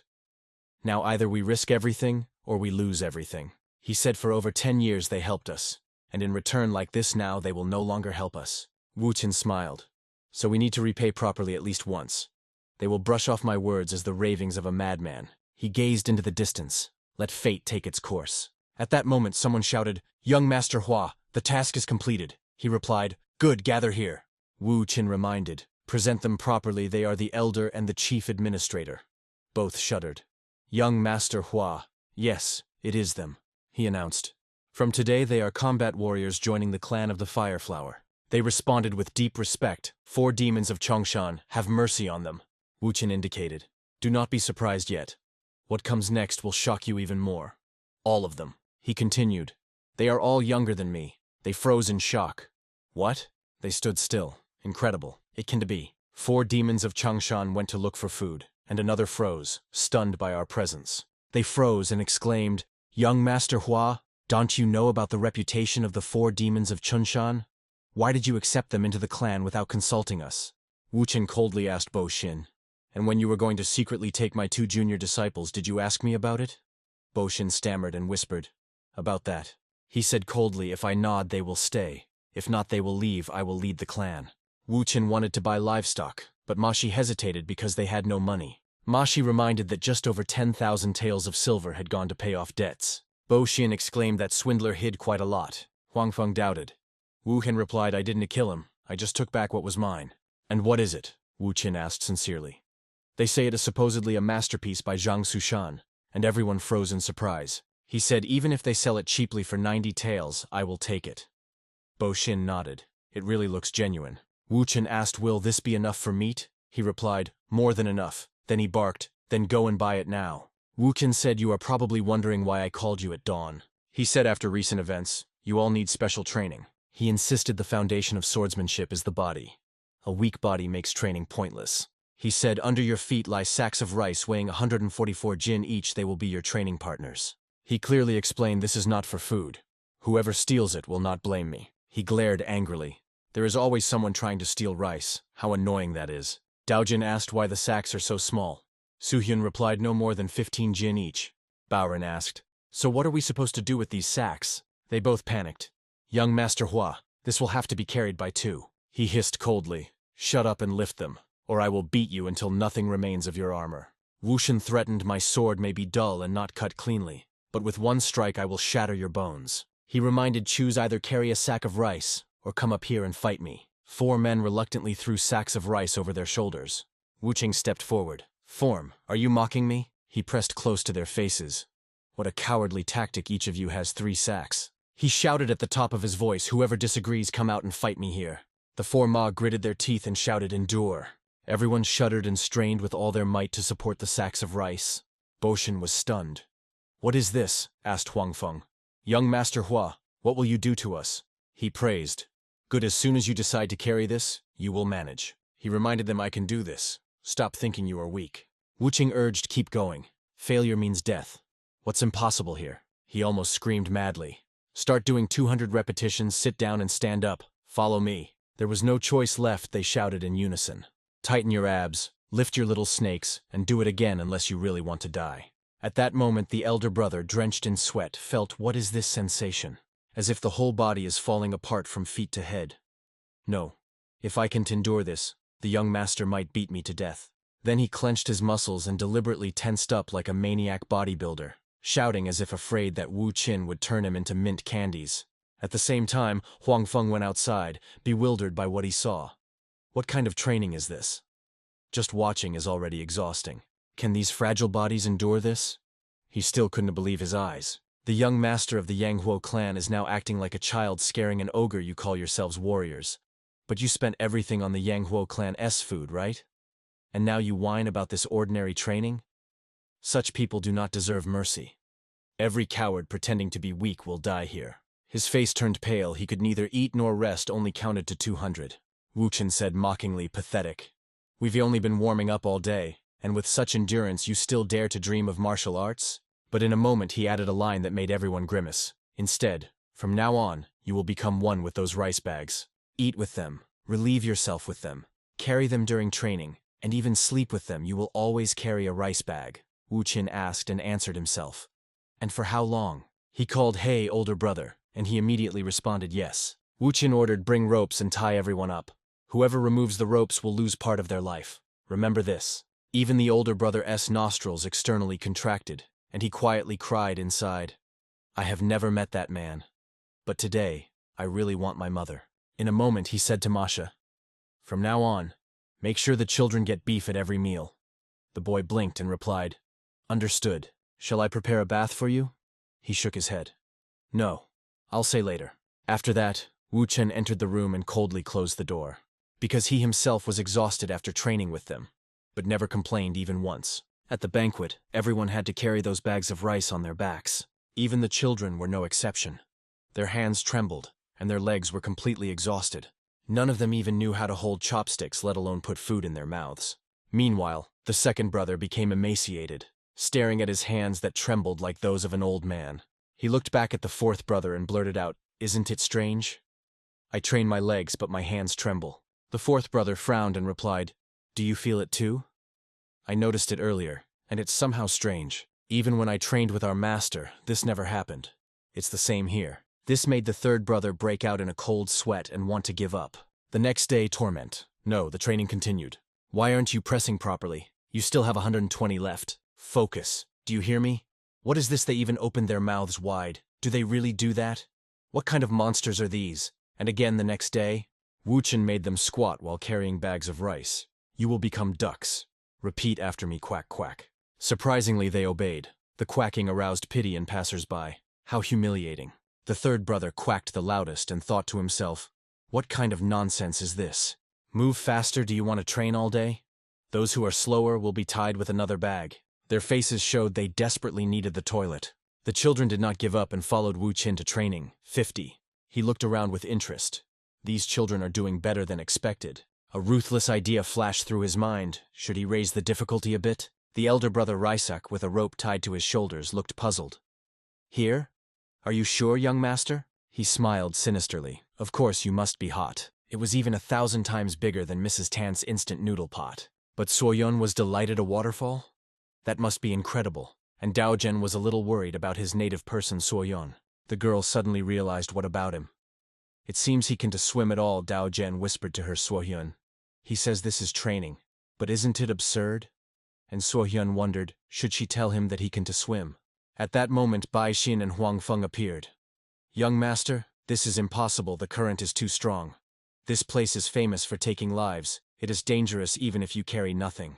Wu Qing, bored, didn't even bother to answer. "Come on, you old folks worry too much. Don't worry. I checked everything myself," Bai Xin stammered. "Sir, since when have you been training like this?"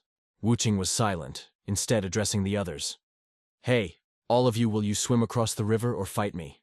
Choose wisely." Then Wu Qing quickly jumped down and while the others hesitated shouted, "I'll go first, young master."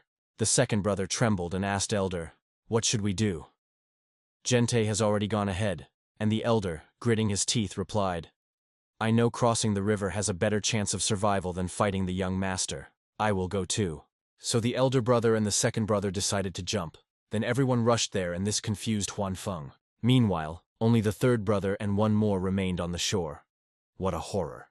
The second brother urged the man ahead of him if you can to step aside. Suo Yan happily followed and reassured Don to worry, your brother want to beat you to death, then added, "I'll go first," which made Dao Zhen confused. "Wait."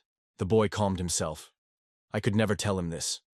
I am a warrior of the Yanghuo clan." He used the momentum, jumped high, and landed flawlessly. It is a trifle. This shocked Huan Feng. Young Master Dao Jin. Wu Qing moved ahead and threatened the younger ones. "If you fall, you will really die. Move your arms and legs. Don't to stop." At the same time, Dao Jin slowly surfaced and gasped for air convulsively. He encouraged himself, "I can do it, I can do it." But in a moment, the great panic could no longer hold and subsided. The face was covered with sweat, and panic froze in the eyes. The tension around rose to the limit. The young man, along with the heavy load, went to the bottom, leaving a bloody trail. A desperate scream was heard from the shore. The boy was being carried away by the current. Hoa Dojin struggled with the waves that were carrying him straight to the waterfall. He took a last desperate breath before diving. The bearded warrior, without hesitation, rushed into the whirlpool to help. The man powerfully cut through the water despite his own heavy burden. The rescuer gripped the boy with a death grip amid the chaos. Dojin convulsively gulped air, trying not to faint. It was too late to turn back. The warrior ordered to hold on and push through. Another wave covered them completely amid the boy's frightened cry. They dived into the very epicenter of the current, bypassing sharp rocks. A fierce and silent battle with the element began. The elders on the shore finally noticed the fugitives from death. Exhausted fingers clung to the slippery stones on the land. The warrior pulled the boy ashore, praising him for his endurance. Dripping with water, the exhausted Dojin bowed in deep gratitude. The rescuer only smiled softly in response to the youth's words. Unexpected footsteps nearby made the warrior become alert. The elder brother made sure that the little one was all right. The warrior warned his brother against unnecessary risk, reminding him of the importance of their mission. Dojin silently realized the full weight of his responsibility. Determination to no longer be a burden flashed in the youth's eyes. He struggled to rise with the load, proclaiming himself a warrior of the Yamqua clan. A barely noticeable approving smile appeared on the face of the elder brother. The rocks trembled from the excited cry of the bearded warrior. The witnesses of the event on the shore finally sighed with relief. Ahead awaited the misty peaks of the next difficult trials. Fingers dug into the sharp rock on the way to the very summit. The silent, exhausting ascent continued. One of the warriors warned with a smile, a fall meant certain death. The neighbor on the rock only fiercely cursed the madness of his leader. Suddenly, the dissatisfied climber lost his grip and fell down. The man flew into the abyss with a desperate scream. At the last moment, someone's hand gripped the rope with a deathly grasp. The rescuer froze from the wild jerk, barely holding his weight. The man above the abyss begged for rescue in tears. The warrior gritted his teeth, holding his comrade above the abyss with his last strength. The mountains trembled from the swearing and the stern order to immediately cling to the rock. The training turned into exhausting running under the scorching sun. Eyewitnesses compared the warriors of the Yomhua clan to those condemned to execution. Dojin and the young Soyeon barely stood on their feet under the weight of the load. The girl closed her eyes, losing the last crumbs of strength. Soyeon fell face first into the dust amid the anxious shouts of comrades. The elder brother instantly reacted to the rumble behind his back. The exhausted child begged the elder to carry her at least a little. The elder's face distorted with outrage and shock. Despite the anger, he picked up the girl and continued running with double the weight.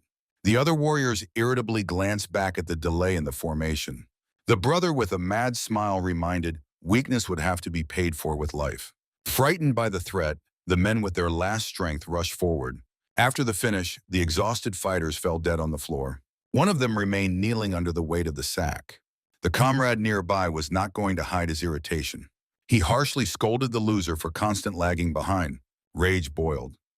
No one wanted to suffer because of someone else's weakness.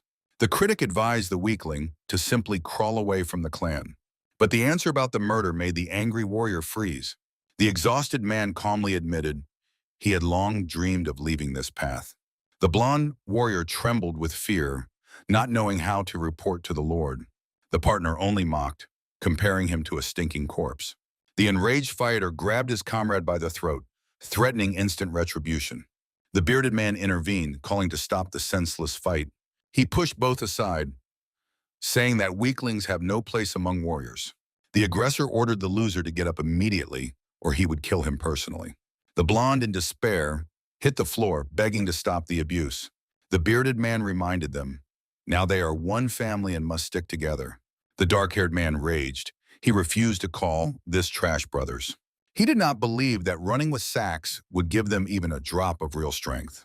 The bearded man objected. Every movement under the elder brother's supervision made sense. The advice was simple. First surpass the master, then complain. Leaving the hall, the warrior promised to execute the weakling for the very first mistake. Alone, he felt powerless, shuddering from inhuman exhaustion. At night, he again dragged his load, cursing the long road. Suddenly, a strange sound in the darkness made him freeze in place. In the darkness, a bloody gaze flashed, and a stone cracked under the stranger's feet. Young Lord Hua sliced through the air with his sword with incredible fury. Even little Soyeon did not stop her exhausting training. The master soared into the air, creating a whirlwind of deadly energy around himself. With one horizontal strike, he raised a cloud of dust and rubble into the sky. The witness trembled with excitement. The difference in strength between them was an abyss. The Lord's eyes burned red as he literally tore the very space apart. He stopped instantly, leaving a deep mark on the granite slab. Feeling a stranger's presence, the Lord ordered the spy to leave immediately. The frightened warrior emerged from the thickets, trying to find an excuse. He swore that he ended up here accidentally on the way to the restroom. The Lord only smiled and ordered to replace the sack of rice with battle steel. The heavy sack fell with a crash, making room for the fight. The warrior drew the steel and froze before the master under the night sky. Sweat blurred his eyes and his heart pounded from the inevitable tension. Lord Kwa only coldly ordered to attack immediately. Swords clashed with fiery clangs, scattering sparks. A furious dance of blades and energy flared on the platform. The fighter clenched his teeth fiercely, trying to break the perfect defense. The elder brother parried every strike with icy calm. In close combat, the Lord's advantage became oppressively obvious. Shock overwhelmed the warrior. He felt that he had become completely different. The speed of his own movement seemed incredible to him. The Lord's sudden counterattack made the man shudder with horror. Koa confidently snorted, finally seeing the progress of his student. The giant sword rose again for a devastating blow. From the powerful push, the warrior flew backward with a painful scream. The body helplessly flew across the entire training ground. Legs and steel plowed a deep trail in the ground, but he stood firm. Breathing heavily, the fighter barely smiled at his own achievement. The Lord admitted, now the student's endurance had become tolerable. The warrior realized the main thing. One more hit no longer knocked him out of the game. Satisfied with the result, the master finished the sparring and went to rest. Alone, the man could not believe that he had truly become stronger. The next morning began with a new exhausting test for the abs. The fighters hung on the bars for hours, gripping the weight with their legs. The dark-haired warrior trained with double, almost fierce zeal. His gaze burned with determination, ignoring the hellish pain in his muscles. Comrades watched his wild inspiration with surprise. The squad swiftly rushed through the crowd under the scorching sun. The blond boy ran at the very limit of his physical capabilities. His vision darkened, but he begged fate not to let him fall again. The exhausted warrior bent under the scorching sun, barely holding back despair. The young gentleman looked confidently ahead with a slight smile of satisfaction. After a month of intense preparation, the exhausting stage finally came to an end. The master ordered everyone to immediately drop the heavy load from their shoulders. The sinister smile of the Lord foretold a new, even harsher trial. He announced, such training sessions will become regular twice a year. The Lord promised that next time the gained experience would ease their path. The young students listened attentively to the words about the invaluable worth of hardships. The mentor reminded the main point, a hardened body becomes an unbreakable weapon. The crowd of warriors responded to the Lord's call with a single resolute shout. The master's hand gripped the hilt. The next stage was beginning. Shrouded in a dark aura, he challenged everyone to a deadly sparring match. The giant blade flashed, promising to elevate their strength to a new level. The shocked fighters froze, waiting for their turn to face the master. The joy of freedom turned into an endless cycle of pain and knockouts. Each blow transformed inhuman torments into invaluable combat experience. Former bandits officially became the new instructors of the Manhwa clan. The clan rapidly gained momentum, reclaiming its former glory. The shining residence once again became a symbol of Sichuan's indomitable power. The young dojins swiftly attacked the mentor amid approving cheers.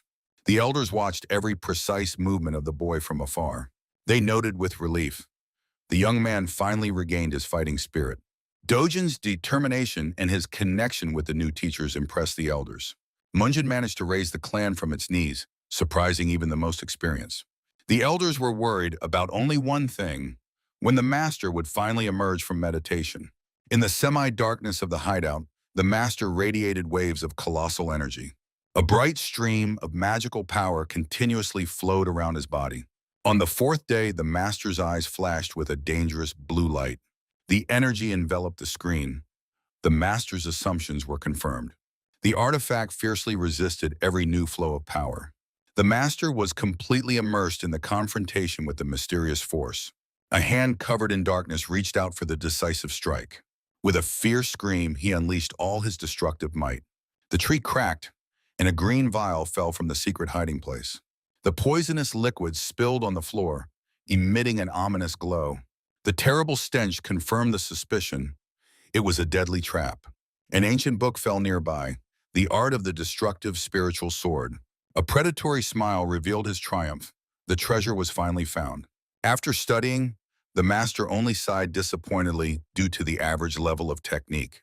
However, he admitted the efforts spent were worth the result. The cultivation method perfectly suited the warriors of the Manhwa clan. The master finally understood why he could not teach the children earlier.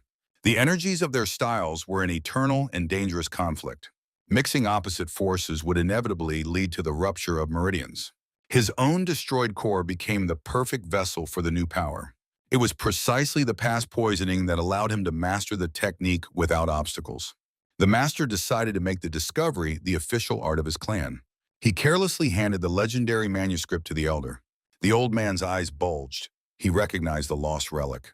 The master only ironically yawned, marveling at the blindness of the former owner. The technique was to become a powerful combat foundation for every fighter. The master set the date for training and went to seek peace. While he dreamed of sleep, the elders held a wild celebration. The warriors took up learning new moves with fanatical zeal. The emergence of high-level technique united the clan into a single fist. Dojin and Soyun trained until the seventh sweat with fire in their eyes. 4 demons remained faithful to their own brutal methods. Even without new techniques, the warriors had the potential to become great masters. Another month flew by unnoticed outside the window. The youth with a sitfi walked alone across the empty square. After transitioning to true arts, the children looked genuinely happy. Soyun and Dojin demonstrated a talent that defied description. The young lord proudly observed their successes. Suddenly, he noticed a strange silence. There was not a single soul around. The frightened servant Masak greeted his master in surprise. It turned out that today marked the start of the grand tournament. The rise of the little dragon occurred only once every 5 years. Without listening to the end, the master soared into the sky, leaving a bright blue trail. He swiftly raced over the rooftops using internal energy. Rage boiled. He had been forgotten to be informed about such an important event. The Lord suspected that the elders had decided to have fun without him. With a crash landing on the roof, he began searching for his people. In the noisy square, the familiar trio of the Manhwa clan finally appeared. The bearded warrior encouraged the children before the participant registration. Suddenly, a sinister figure with a mocking voice blocked their path. The clan steward Beck sarcastically greeted the old losers. The representative of Manhwa respectfully explained their long absence. The enemies only mocked, wondering where the poor found money for the contribution. The mockery continued. They recalled both decade-old debts and hunger. Soyun and Dojin barely restrained their rage under a hail of humiliating insults. Munjin froze in a majestic silhouette at the very edge of the tall pagoda. Suddenly, the pathos disappeared. He realized he did not know the way to the tournament. The young man looked confusedly into the endless city blocks. Meanwhile, 2 mysterious figures in cloaks were making their way through the crowd. Passers-by watched them with fear and admiration. The beautiful stranger noted with amazement the humanity of the great city, but Munjin roughly pushed her off the road, clearing his way. Munjin wandered the streets, cursing his forgetfulness. The stranger woman stared in shock after the audacious youth. The woman could not endure the impudence and loudly called out to the boy, but he only snapped back irritably. A tense moment was broken by a calm and balanced male voice. From beneath a green cloak appeared a bearded elder with a friendly but mysterious smile. His eyes shone with ancient energy as he asked the youth to become their guide. Munjin remained unyielding, drilling the stranger with an icy gaze. He rudely refused the elder, advising the travelers to find their way on their own feet. The youth disappeared in a cloud of magical dust, leaving the witnesses of his rudeness in complete stupor. The elder understood. Before him was not just a rude person, but a man whose madness had turned into greatness. The woman shuddered, finally realizing exactly whom fate had brought them to.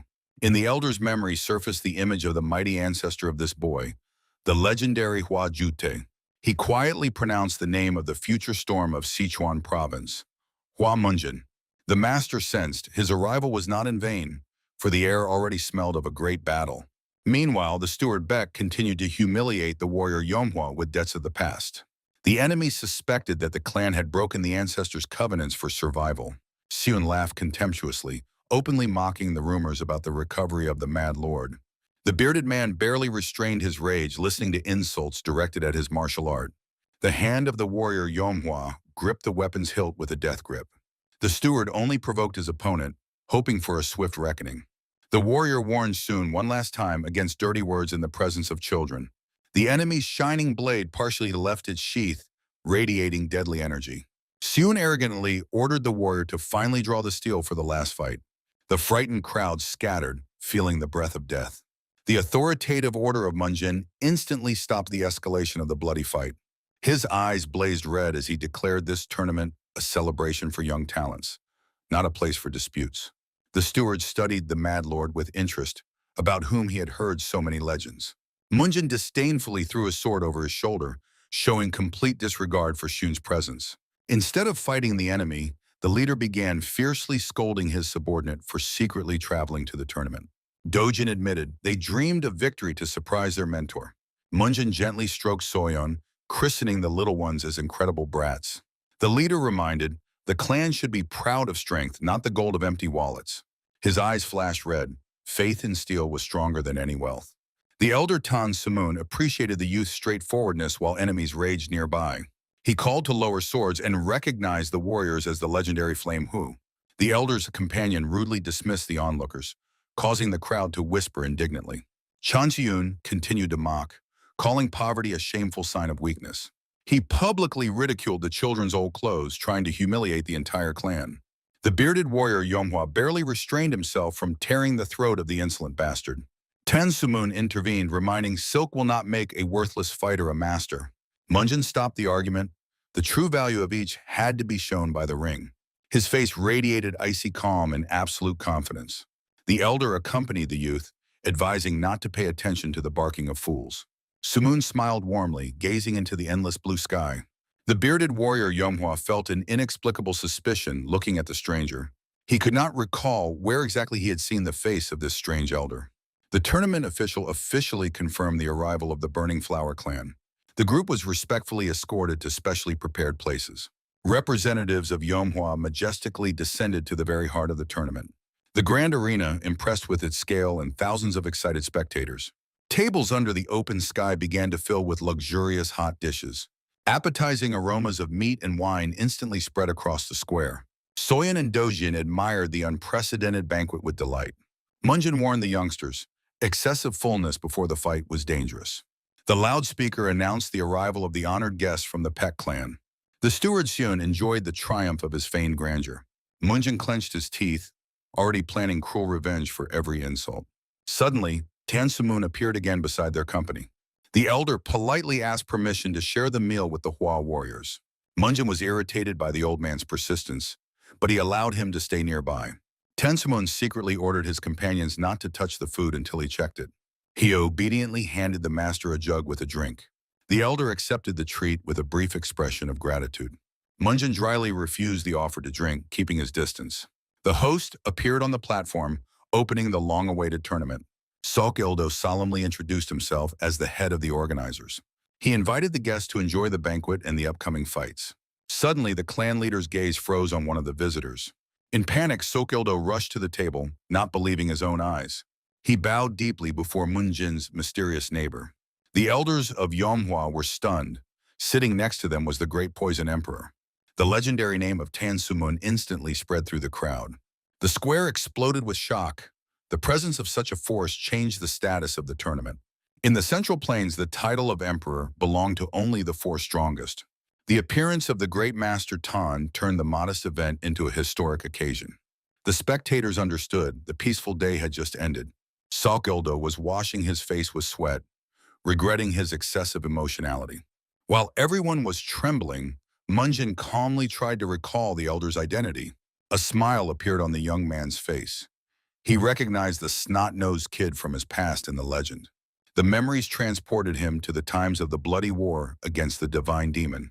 At that time, the most powerful clans were crushed even before the great battle began. In that terrible past, Tan Sumun was just a frightened, wounded youth. Munjin ironically noted how far that weak boy had come. Master Tan refused the VIP box, preferring to remain at the ordinary table. The tournament organizer was stunned by the incomprehension of such a strange choice. Sok-ildo finally recognized Munjin and tried to appease him with an offer to relocate. The young man only indifferently inquired about the start of the fights, ignoring the fuss around. Tansumun felt in Munjin the familiar aura of his reliable opponent from the past. Before the elder's eyes appeared the image of the legendary savior, the Flame Emperor Huajut. Ildo politely asked if the gentleman wished to personally enter the arena of the great tournament. He reminded this magnificent trial of orthodox forces took place only once every 5 years. Munjin waved off indifferently. The glory of the winner did not interest him at all. The organizer bowed in respect, while behind his back, someone was stunned by shock. Ildo panicked and rushed to the feet of the legendary Poison Emperor. He begged for forgiveness for his shameful blindness before the master's grandeur. The elder silently drank tea, completely ignoring the pitiful babbling around. He sharply set down the bowl, demanding the immediate start of the duels. Hei's faithful companion silently accepted the will of the formidable mentor. She delicately asked those present to stop the unnecessary fuss around the elder. The frightened organizers instantly announced the opening of the first fights. The judge reminded the rules: only wooden steel and no deadly strikes. The tournament officially began with the entrance of the confident Baek-seon. The opponent was appointed Soyeon, who at that moment was greedily finishing her meat. Munjin encouraged his sister, urging her to show the full power of their training. Seon only mocked, anticipating an easy victory over the girl from the fallen clan. He was already planning exactly how to break both of the opponent's arms during the fight. Soyeon fiercely clenched her fists. The enemy's audacity ignited a true thirst for battle in her. Her eyes flashed red, promising to make the enemy the first victim on the path to greatness. The boy went mad from such audacity, shouting insults at the girl. The girl only coldly ordered him to shut up, preparing to jump. She instantly closed the distance, leaving blue traces in the air. In a fierce clash, Seon promised to make her real hell. Munjin recalled his conversation about the old enmity with these traitors. Elder Cho said, former allies defected to the enemy immediately after the change of power. Among the defectors was the current governor, whose hatred only grew over the years. Rage boiled in Munjin. He could not understand the reason for such wild aggression. It turned out that the Baek clan used internal strife to significantly strengthen their own combat power. The enemies skillfully manipulated the traitors, step by step destroying Yeonhwa. Cyan, with a furious scream, rushed to attack the motionless girl. The boy delivered a powerful blow, but the girl gracefully dodged, leaving only a phantom trace. Soyeon instantly counterattacked, stabbing her leg straight into the chest of the stunned Cyan. The force of the blow sent the boy flying into the air under her unflinching gaze. Seon's face twisted in pain, and splashes of blood scattered across the arena. He fell heavily onto the stones, dropping his weapon from trembling hands. The humiliated fighter got back on his feet, not believing in his own defeat. In the sunlight, Soyeon mockingly pointed at his bloodied nose. Sok-ildo admiringly noted the skillful leg technique of the young warrior. Munjin proudly acknowledged this combat foundation was laid by Elder Cho. Aya noted the incredible talent of the girl in predicting enemy attacks. Seon grabbed his sword again while the spectators doubted the strength of the unarmed child. The boy went mad with rage, promising to turn his rival into a corpse. With a wild roar, he delivered a devastating sweeping blow with a wooden blade. Soyeon jumped back in time, and the weapon shattered the stone slab with a crash. A furious assault began, but the girl literally dissolved into the air. The technique of her swift steps made even the experienced Hea hold her breath. Overseer Baek raged, watching the helplessness of his protege. Seon in despair cursed the elusive rival, calling her a snake. Each swing cut through only emptiness under the girl's feline grace. Suddenly, Soyeon realized she was on the very edge of the arena. Elder Cho screamed in panic, seeing the trap the apprentice had fallen into. Overseer Baek clenched his fist triumphantly, giving the order to destroy. Seon put all her hatred into the decisive, devastating strike. At the last moment, Soyeon soared into the air, allowing the blade to strike the wall. The girl's skillful maneuver made the clan leaders freeze in amazement. Pushing off the wall, she dashed at the enemy like a blue lightning bolt. Frightened, Seon raised a block, trying to hide his horror behind weak jokes. The sinister smile of Soyeon foretold inevitable and cruel retribution. Seon only managed to freeze in confusion under her fierce gaze. A devastating kick from above put a full stop to this duel. The sinister smile of Soyeon promised the enemy a swift and painful punishment. Cyan was washing his face with cold sweat, unable to keep up with every movement of the girl. A series of devastating blows turned the boy's defense to dust. The elders of Yomhua, in ecstasy, demanded even more spectacular fury. Governor Beck almost tore the table apart from powerless thirst for revenge. Seon spat out blood, making a last attempt to intimidate his rival. The girl's lightning-fast lunge hit exactly the enemy's wooden weapon. Seon's sword shattered into splinters under the weight of a devastating kick. The judge panicked and immediately ordered to stop this one-sided beating. A blue pouch flew into the sky, signaling a forced stop. The symbol of the break fell right at the feet of the enraged Soyeon. The girl froze, casting a look of complete contempt at the object. Bloodied Seon sneered maliciously, feeling the imminent rescue by the rules. He boldly promised to return and destroy the entire Yomhua clan. Soyeon's psychopathic smile made the crowd momentarily freeze in horror. She stated outright, "A broken sword will not save the insolent from retribution." The girl moved forward, openly ignoring all the tournament rules. She promised to make a cutlet out of the enemy right here and now. Animal fear finally completely paralyzed the body of the humiliated Seon. Soyeon flew into the air to deliver the final devastating argument. Manager Beck was stunned by such an unprecedented violation of sacred traditions. A flying kick shattered the enemy's nose, flooding the arena with blood. Munjin burst into wild laughter, fervently approving his sister's cruelty. The judge went mad from having his authority trampled before thousands of spectators. Soyeon calmly left the arena amid loud announcements of disqualification. For Munjin, this defeat became a true triumph of will and pride. The judge's enraged scream caught up with the girl already exiting the field. Soyeon only contemptuously stuck out her tongue, not regretting her act for a second. She cheerfully ran away, leaving the organizers to burn with powerless rage. The girl returned a true winner to the joyful cheers of her clan. Soyeon grabbed the meat and confessed, hitting the scoundrel was more pleasant than victory. Munjin burst into laughter, proud of his sister's rebellious spirit. Out of wild happiness, he started dancing right in the middle of the banquet. The leader danced on the table, shocking the crowd with his unrestrained energy. The elders begged him to come to his senses, but the Lord's madness could no longer be stopped. The scale of the drinking spree was impressive. Munjin treated everyone at the expense of the Poison Emperor. Heya only sighed irritably watching this chaos. Soyeon explained she deliberately hid her trump cards so the enemy would not guess her strength. Tansuin appreciated the strategic genius of the little warrior. While Munjin demanded more wine, the children cheerfully argued over the best piece of meat. An unprecedented sight. Young Lord Yomhua drank on par with a living legend. Time passed, but the crowd's attention was fixed only on this crazy company. The tournament organizer barely restrained his rage over the behavior of the audacious guests. The time for the next fight has come. Dojin versus the heir of the Sok clan. The young man went to the arena amid loud cheers from Munjin, holding a gnawed bone in his hands. Dojin froze in the center of the platform, tightly gripping the wooden steel. The spectators were surprised. The fist-fighting clan suddenly chose the path of the sword. The blades crossed, and the air trembled at the start of the new duel. Sok Ildo desired only one thing: to crush his opponent before the Emperor's eyes. Chuyeon rushed into attack, putting all his strength into the strike. Dojin cold-bloodedly parried the attack, slicing the space with blue energy. The organizer was stunned. The enemy's skill exceeded all his expectations. The crowd froze, not understanding the nature of such perfect technique. The Yomhua clan erupted in triumph after the young man's lightning victory. Experienced masters acknowledged these moves had nothing to do with ordinary fencing. Munjin only smiled fiercely, preparing to reveal the secret. The intrigued crowd demanded the name of this unknown style. The young man triumphantly raised the manuscript, The Art of the Destructive Spiritual Sword. The light from the book was so powerful that it blinded the spectators. The crowd held its breath while Munjin proclaimed the conditions of entry. He stood on the table, calling on all willing to join the Yomhua clan.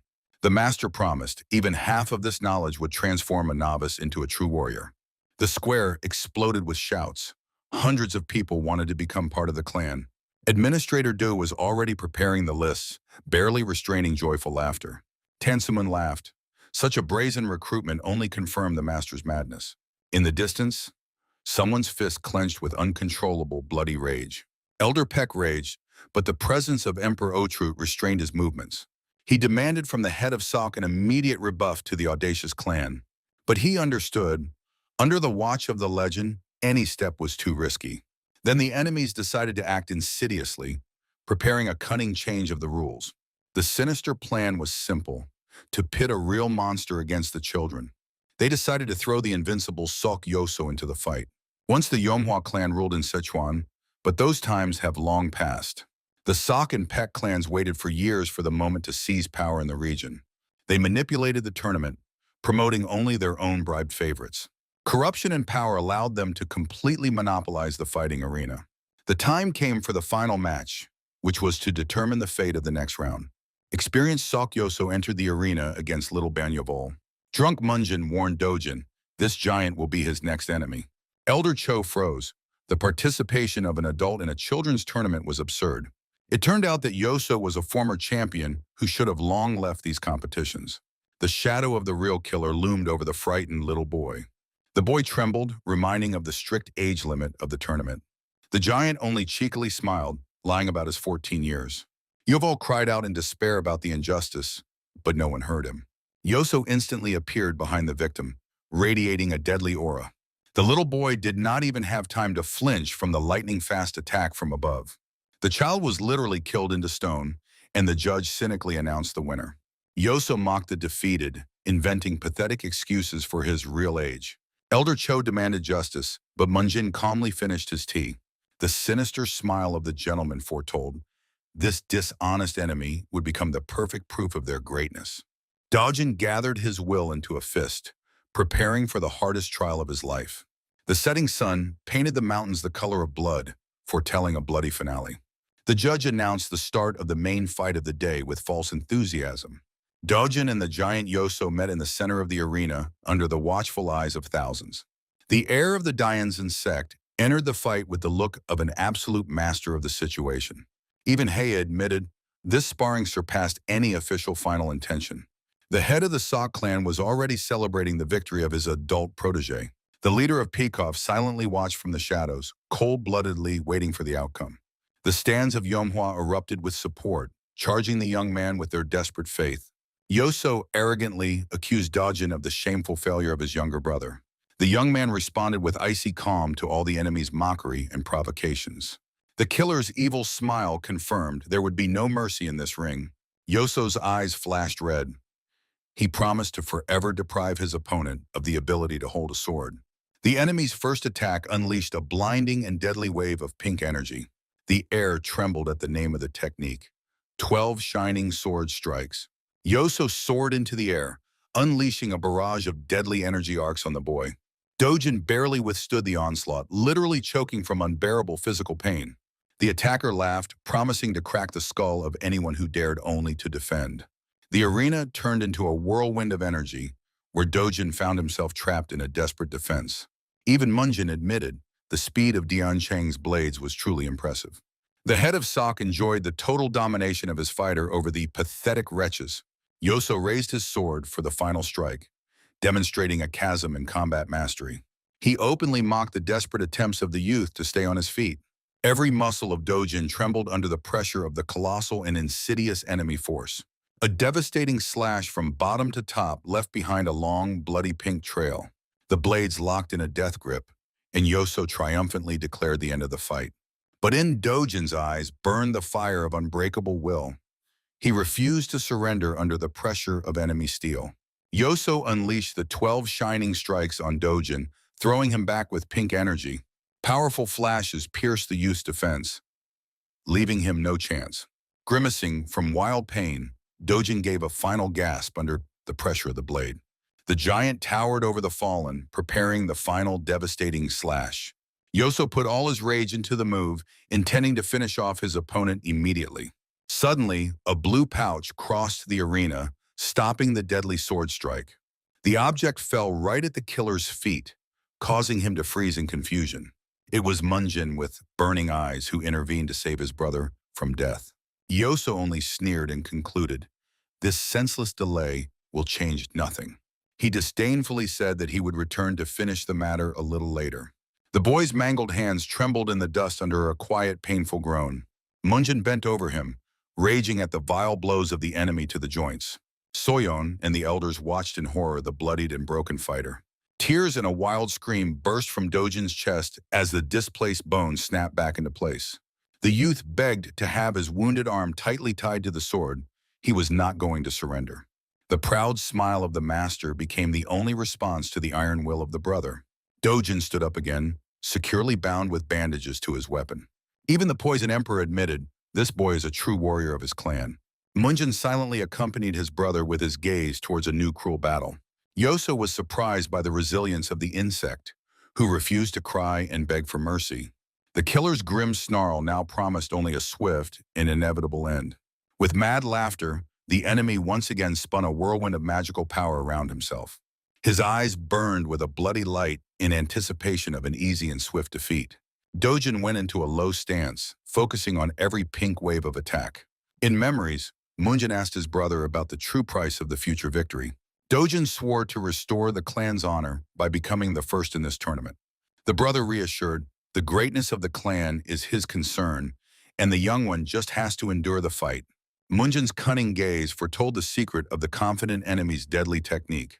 The mentor pointed to the main weak spot, a tiny gap in the very center of the strike. The enemy's blow shattered the ground, but Munjin ordered an immediate counterattack. Dojin instantly slipped under the blade, preparing a devastating finale. The rising strike left a red mark, tossing the giant into the air. Yoso froze in horror, not understanding how the insect pierced his defense. Wooden steel pierced the enemy's chest with a dazzling flash of energy. The killer's face twisted in pain, and the speed of the attack left him no chance. Dojin unleashed the final blow from top to bottom, killing Yoso in the arena. The young man froze, stunned by his own new and devastating power. The enemy fell with a dull wheeze, raising a cloud of dust into the sky. The elders of Manhwa roared with happiness, and Soyeon cheerfully greeted the victor. But the monster proved resilient. Yoso fiercely rose to his feet. Shrouded in a dark aura, he cursed the boy for every second of humiliation. Dojin took a stance again, feeling that his strength was already at the limit. An apple that flew straight into Yoso's face interrupted his deadly threat. Enraged with shame, the giant demanded to immediately find the insolent one. Munjin calmly stepped into the light, calling the enemy an ordinary brazen puppy. He gently stopped his brother, announcing that this fight was over for them. With a warm smile, the master suggested to the exhausted young man to finally go home. The judge panicked over the disqualification, but Munjin was indifferent to formalities. He was not going to risk his brother's future for a victory in this worthless tournament. The clan began to retreat, preparing to immediately tend to Dojin's wounds. The Poison Emperor unexpectedly invited himself over, shocking his own granddaughter. Munjin just carelessly threw over his shoulder that the old man could do whatever he wanted. The silhouettes of legends disappeared in the rays of the sun under the amazed whisper of the crowd. Left in the arena, Yoso helplessly gritted his teeth over the spoiled finale. Meanwhile, on the city streets, random passers-by felt the breath of death. 3 grim shadows emerged from the crowd, radiating deadly energy. Dojin promised to break the neck of the hidden dragon today. Black Raven of Death received a clear order, complete and merciless destruction. Masters of the Crimson Sword joined the ambush. A large-scale battle became inevitable. The man smiled predatory, dismissing any objections. Shu Sungen guaranteed his sect would instantly restore order here. Mercenaries approached the estate with laughter, shocking the guard.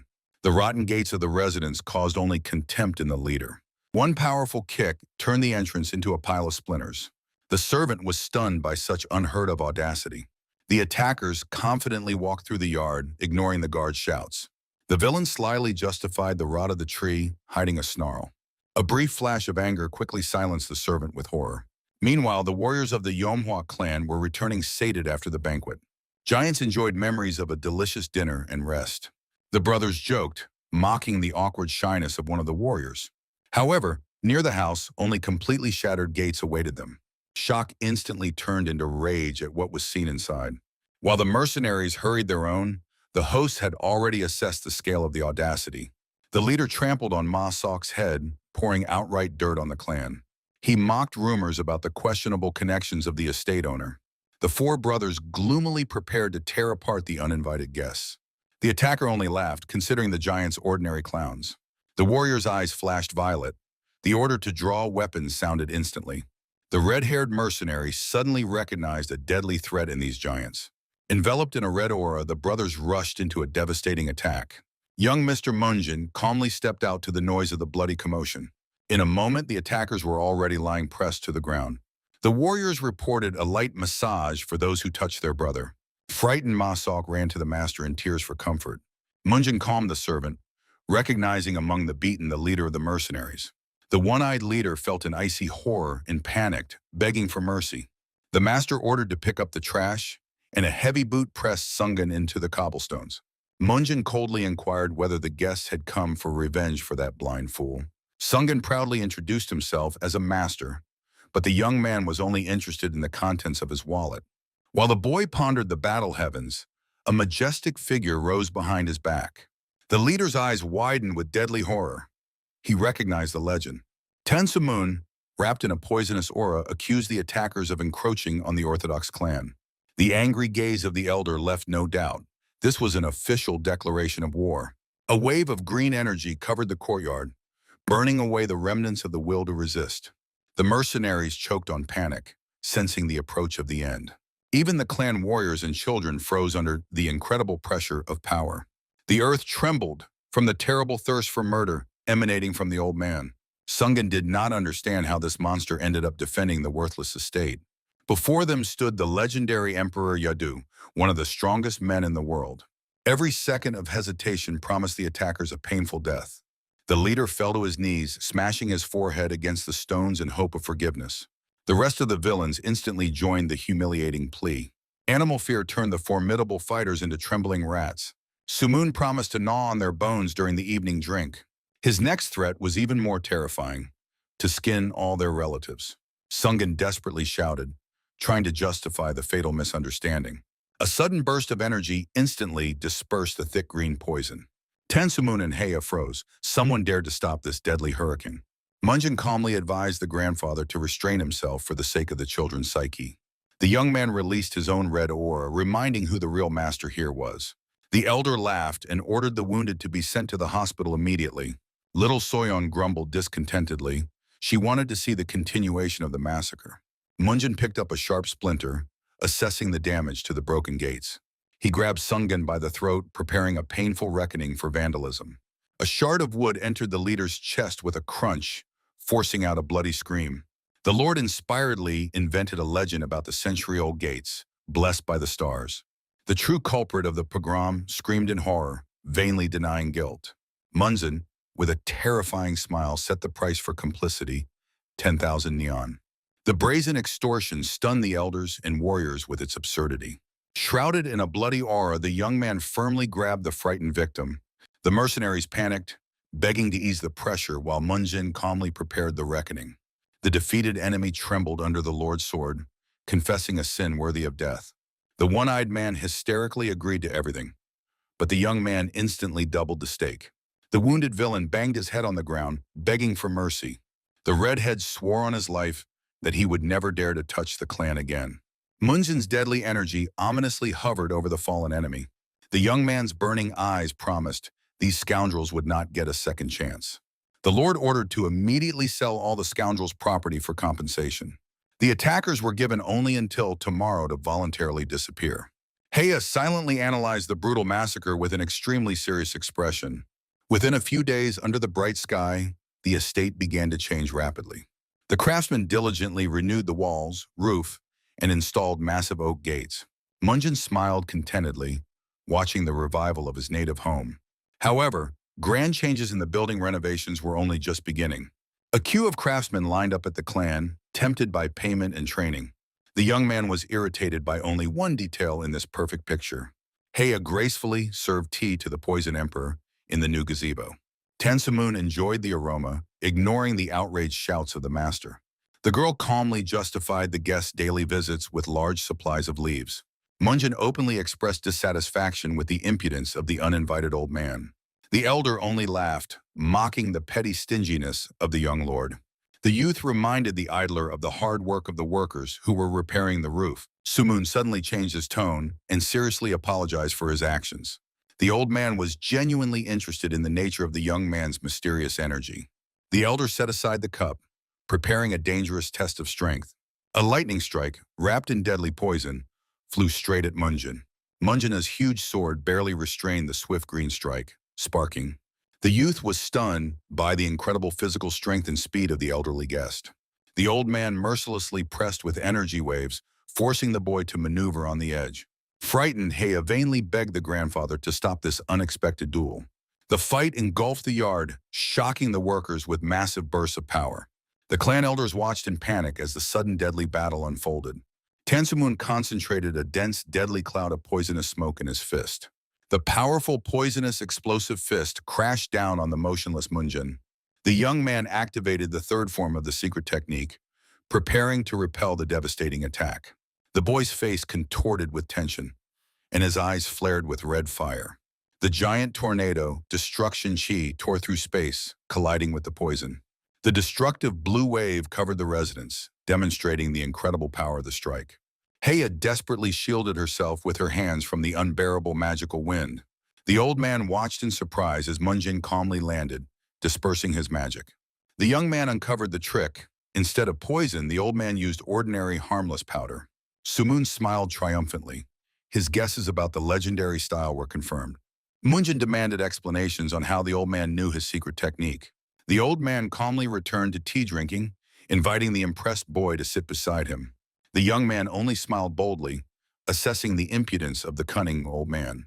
The old man croaked from back pain, demanding a new portion of tea after the warm-up. Heya obediently filled the bowl, taking care of the tired grandfather. With deep nostalgia, the elder rejoiced that he saw this magnificent art again. Munjin insisted on the truth about how the elder knew the secrets of his sword. Tansumun began a melancholic story about events of long ago. Memories carried him to the mountains, where as a child he fished with his grandfather. In those cruel times, poison ruled everywhere, and his ancestor was feared by all around. The legendary poisonous emperor in his prime was considered absolutely invincible. However, the life of the great master was forever changed by one fateful meeting. On the path appeared a man with a golden sword, Munjin's teacher from the past.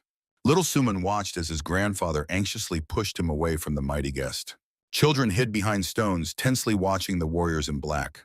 The boy tried to hide his sister, but Soyun's curiosity proved stronger. The girl held her breath, anxiously watching the formidable grandfather. Opponents pierced each other with icy glances before the battle. A lightning-fast lunge tore through the air with a dazzling blue arc. The elder gracefully dodged the strike amid a cascade of magical sparks. Deadly daggers whistled past, missing their target. The gray-bearded master attacked from the air, trying to break the defense. A powerful blue aura threw the elder into a whirlwind of energy. With a predatory smile, the grandfather unleashed the destructive poison fist. In response, the legendary technique, Incomparable Nine Swords, flared up. The move Key Destruction completely shattered the enemy's green wave. Shock was caught in the old man's eyes when his assault was stopped. The grand blue magic threw back the master, scorching the space. The children watched with reverence the manifestation of unprecedented power. The boy whispered in awe the name that changed his life. The silhouette of the warrior rushed forward, erasing the boundaries of reality. The gray-bearded man fought desperately, but the forces were too uneven. The knocked-out sword fell with a clang onto the grass, marking defeat. The victor majestically towered over the once invincible emperor. The legendary master bled. He was defeated in just 9 moves. The mysterious warrior silently left, forever leaving a mark in the child's soul. The boy watched the master go, feeling the inevitability of change. In his memory, the symbol of power was forever engraved, the incomparable 9 swords. In the present time, Munjin confirmed to the elder the name of his technique. Sumon enjoyed the tea, finally grasping the logic of the old enemy. The young man admitted he continues this path waiting for his time. The mysterious phrase "for now" made the elder suspiciously narrow his eyes. Munjin promised to pass on the knowledge only to the true heir of the art. Tansuman respectfully apologized for his sudden test of strength. Munjin seriously asked about the mysterious infinite sign. He confusedly repeated the unfamiliar name, blinking her eyes. Tansumun just shrugged. He had never heard of such a thing. Having been refused, the young man prepared to go about his own business. The elder stopped him for the most important question. Munjin looked around in surprise, waiting for the conversation to continue. Sumun directly asked about the attitude towards the granddaughter, making her blush. The grandfather slyly teased the boy, accusing him of feigned misunderstanding. The clan warriors instantly picked up the topic of the future wedding. The courtyard exploded with joyful gossip about the young master's marriage. Irritated Munjin demanded to immediately stop this chaos. The elder unequivocally declared Hia the future bride. The boy's eye twitched from a sudden internal jolt. A warm image of a woman from a past life flashed in memory.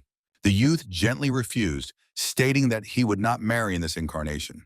Hia froze from such a devastating and strange refusal.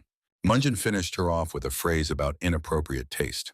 The girl burst out in anger, denying any interest in the insolent one. The gentleman and the elder arranged a loud quarrel over the idea of marriage. Sumun sincerely did not understand how one could reject such a beauty. The boy dryly asked to respect his choice and walked away. The elder pondered whether the young man was blind to feminine charms. Kea raged, begging the grandfather to stop shaming her. She disdainfully called Munjin arrogant and haughty. Sumun decided to bring a gentler younger sister next time. He was not going to let go of such a rare find. The offended girl left, leaving the grandfather to catch up with her. In the shadow of the hat, a mysterious figure smiled slyly. By the pool, a formidable one-eyed giant appeared before Munjin. The young man smiled boldly, preparing for another clash. Hua Munjin confidently strode towards the new recruits. 200 volunteers lined up in the courtyard of the residence. The young gentleman introduced himself succinctly, wasting no time on an introduction. He was interested only in strength and loyalty, not the motives of the recruits. The selection drill promised to be the hardest test of their lives. The gentleman's predatory smile guaranteed a worthy reward to those who survived. A group of 4 former demons stepped forward menacingly. Munjin ordered unconditional obedience to every one of their words. Sinister sarcasm sounded in his final wish of good luck. The gentleman turned around, leaving behind a crowd of bewildered fighters. His last phrase sounded like a verdict: not all will survive. Senior instructor Chol Mook instantly announced the start of the selection. The first task was to lift huge sacks of rice. The recruits shuddered from the unbearable weight of the load. Chol Mook ironically suggested an alternative: a fight with the instructors. Fear paralyzed the crowd. Victory seemed impossible. The first cowards tried to desert right from the ranks. However, the path to the exit was blocked by the formidable figure of a demon. It turned out that one could leave only after a brutal reckoning. The choice was simple: either hellish training or half-death. Under inhuman screams, the first sacks flew onto the shoulders of the fighters. The instructor promised to force-feed rice to anyone who dropped the weight. A red aura of rage urged on those who were already losing strength. Munjin watched from afar, satisfied with the work of his torturers. Meanwhile, an unknown danger was approaching the estate. A bloodied man was running to the clan gates with his last strength. His face was distorted with pain and despair. A trembling hand reached out to the guard in a silent plea. The messenger fainted, managing to croak the name Munjin. The guard froze, trying to comprehend the dying man's last words. The messenger fell heavily onto the stones, and the guard desperately tried to revive him. The man's battered face was instantly recognized. The messenger's condition was critical. The evening residence was drowned in an anxious red light. The bandaged warrior reported the atrocities of the Qianhua Guild on the trading streets. Munjin coldly ordered preparations for departure without any delay. The youth's eyes flared red. It was time to settle scores a little earlier. 3 instructors were ordered to gather while the elder obediently accepted the will of the Lord. Soyeon and Dojin overheard the conversation, hiding behind a massive chest in the corridor. The girl smiled slyly, and she had long been waiting for a chance to take revenge on the scoundrels. The boy hesitated, but his sister harshly mocked him for cowardice. The ultimatum was set: either Dojin goes with her or she goes alone. Munjin checked the readiness of his warriors. The answer was unequivocal. The squad set off into the night, shrouded in a heavy battle aura. Cunning Soyeon giggled contentedly, pulling her frightened brother along. 2 child silhouettes swiftly raced through the night forest under the moonlight. Dojin barely kept up with the adults, marveling at their incredible speed. A sudden, authoritative order from Munjin made everyone freeze in place. From the shadows emerged assassins, and the forest instantly exploded with the sounds of steel. The children barely stopped at the edge of the cliff, watching the unexpected slaughter. They froze in hiding, looking at the cruel ambush with horror. Chkolmuk only snarled fiercely. The ambush was exactly what he needed. Munjin calmly placed his hand on the sword. He knew they would come. The bearded demon swung with pleasure for the first devastating blow. A huge fist cracked into the face of the enemy ninja. The heavy stick of the instructor forced the killers to bend from unbearable pain. The warriors of Yomhua arranged a real massacre. scattering the enemies like dolls. The last killer tried to fly into the sky, trying to save his life. But a lightning-fast steel swing cut his flight with a bloody fountain. The maniacal gaze of the instructor fixed the final death of the attacker. The children watched the fierce slaughter in the blue magical light, mesmerized. Dodgin froze in shock. He saw a real brutal fight for the first time. Even on the heights, the air was saturated with the nauseating smell of fresh blood. The last enemy in a mask crashed into the ground with a rumble, raising dust. Shkolmuk calmly surveyed the pile of bodies. The cleanup was complete. Munjin offered the prisoner life in exchange for the name of the client. The instructor's iron grip quickly made the mercenary talk. The culprit confessed. The attack was prepared by the Blue Flower Guild. The man's eyes flared with rage. He had not forgotten the previous attempt on the children. Contrary to expectations, Munjin ordered the survivor to be released immediately. The frightened killer was to deliver an open threat to his masters. The young man's predatory smile promised death to anyone who came again. The mercenary panicked and disappeared into the darkness of the forest, saving his own skin. Soyeon silently watched the fugitive with a tense gaze. The finale of the massacre left a disturbing residue in the girl's soul. The brother wanted to leave, but a menacing voice sounded behind their backs. The children froze from the unexpected and icy horror. The huge figure of Shkolmuk loomed over them like a dark demon. Having received a huge bump, the little ones pitifully begged for forgiveness. Munjin sternly reminded, the enemy noticed them earlier than they noticed him. Such recklessness in the world of warriors always costs lives. The young man pointed to a pile of dead bodies frozen in grotesque poses. None of these mercenaries intended to die today. Munjin warned, the same fate awaits every ignoramus. The children realized, every decision in battle is the boundary between life and death. The Lord concluded, the world of Miraim is a place where only strength rules. Soyeon forever engraved this bloody lesson of her brother in her memory. The children obediently swore never to act without orders again. Under the moonlight, the squad stayed in the forest until dawn. In the night silence, a sharp knock of a stone was heard. Time to light the fire. Shkolmuk ignited a bright fire with fire magic. The flames crackled, illuminating the forest darkness. The children watched the dance of sparks in fascination, getting used to the smell of burnt flesh. The reflections of the bonfire were forever imprinted in their eyes along with the eerie aroma of war. This night became the first step into the adult world for the little ones. At dawn, the forest was filled with golden sunlight.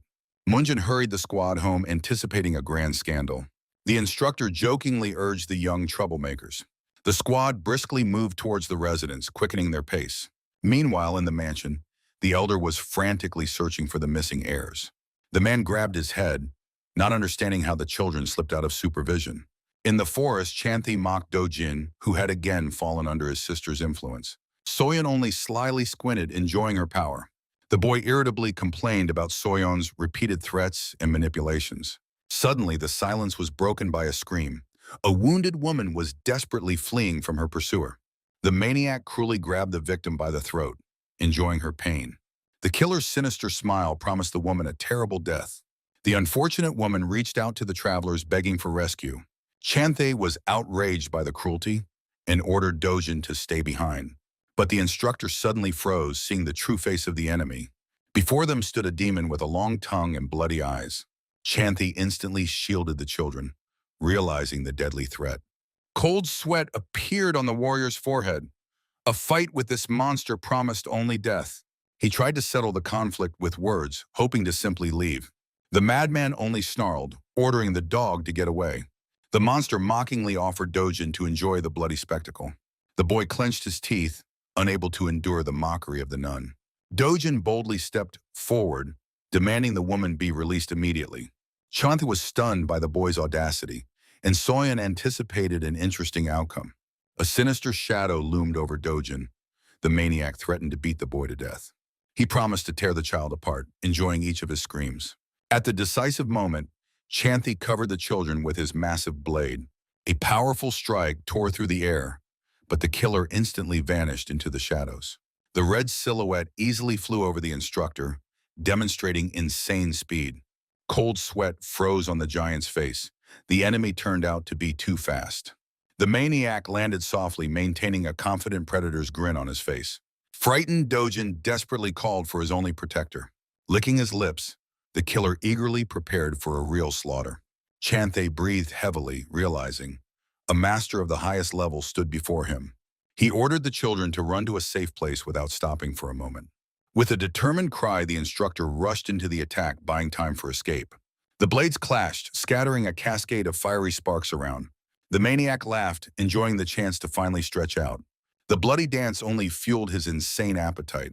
Chanthe continued the relentless assault, putting all his rage into the strikes. But the enemy in the red cloak only gracefully dodged every attack. The heavy blade pierced the void again, exhausting the defender. A lightning-fast counterattack forced Chanthe to go into a desperate and blind defense. The sadist savored every movement of the victim, demanding even more pain. A devastating blow threw the instructor far back with a powerful wave. Fear pierced the giant. The accuracy of this monster surpassed even the strength of Munjin. The killer continued to press, mocking the helplessness of the opponent. The children froze in horror, seeing the inevitable defeat of their mentor. With a demonic grin, the maniac rushed to deliver the decisive blow. Chanthe closed himself with his sword, panicking over the fate of the abandoned children. The clash spawned a whirlwind of magical energy that tore through the night silence of the forest. A dazzling explosion of light momentarily engulfed both fighters. Suddenly, the assassin recoiled, frozen in silent shock from what he saw.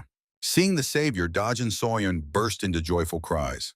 In a flash of blue energy, a young lord appeared on the battlefield. Munjin instantly crossed blades with the assassin, causing a powerful explosion. Chanthe greeted his young master with boundless respect. However, the instructor's heart tightened with sudden anxiety for the youth. Shock.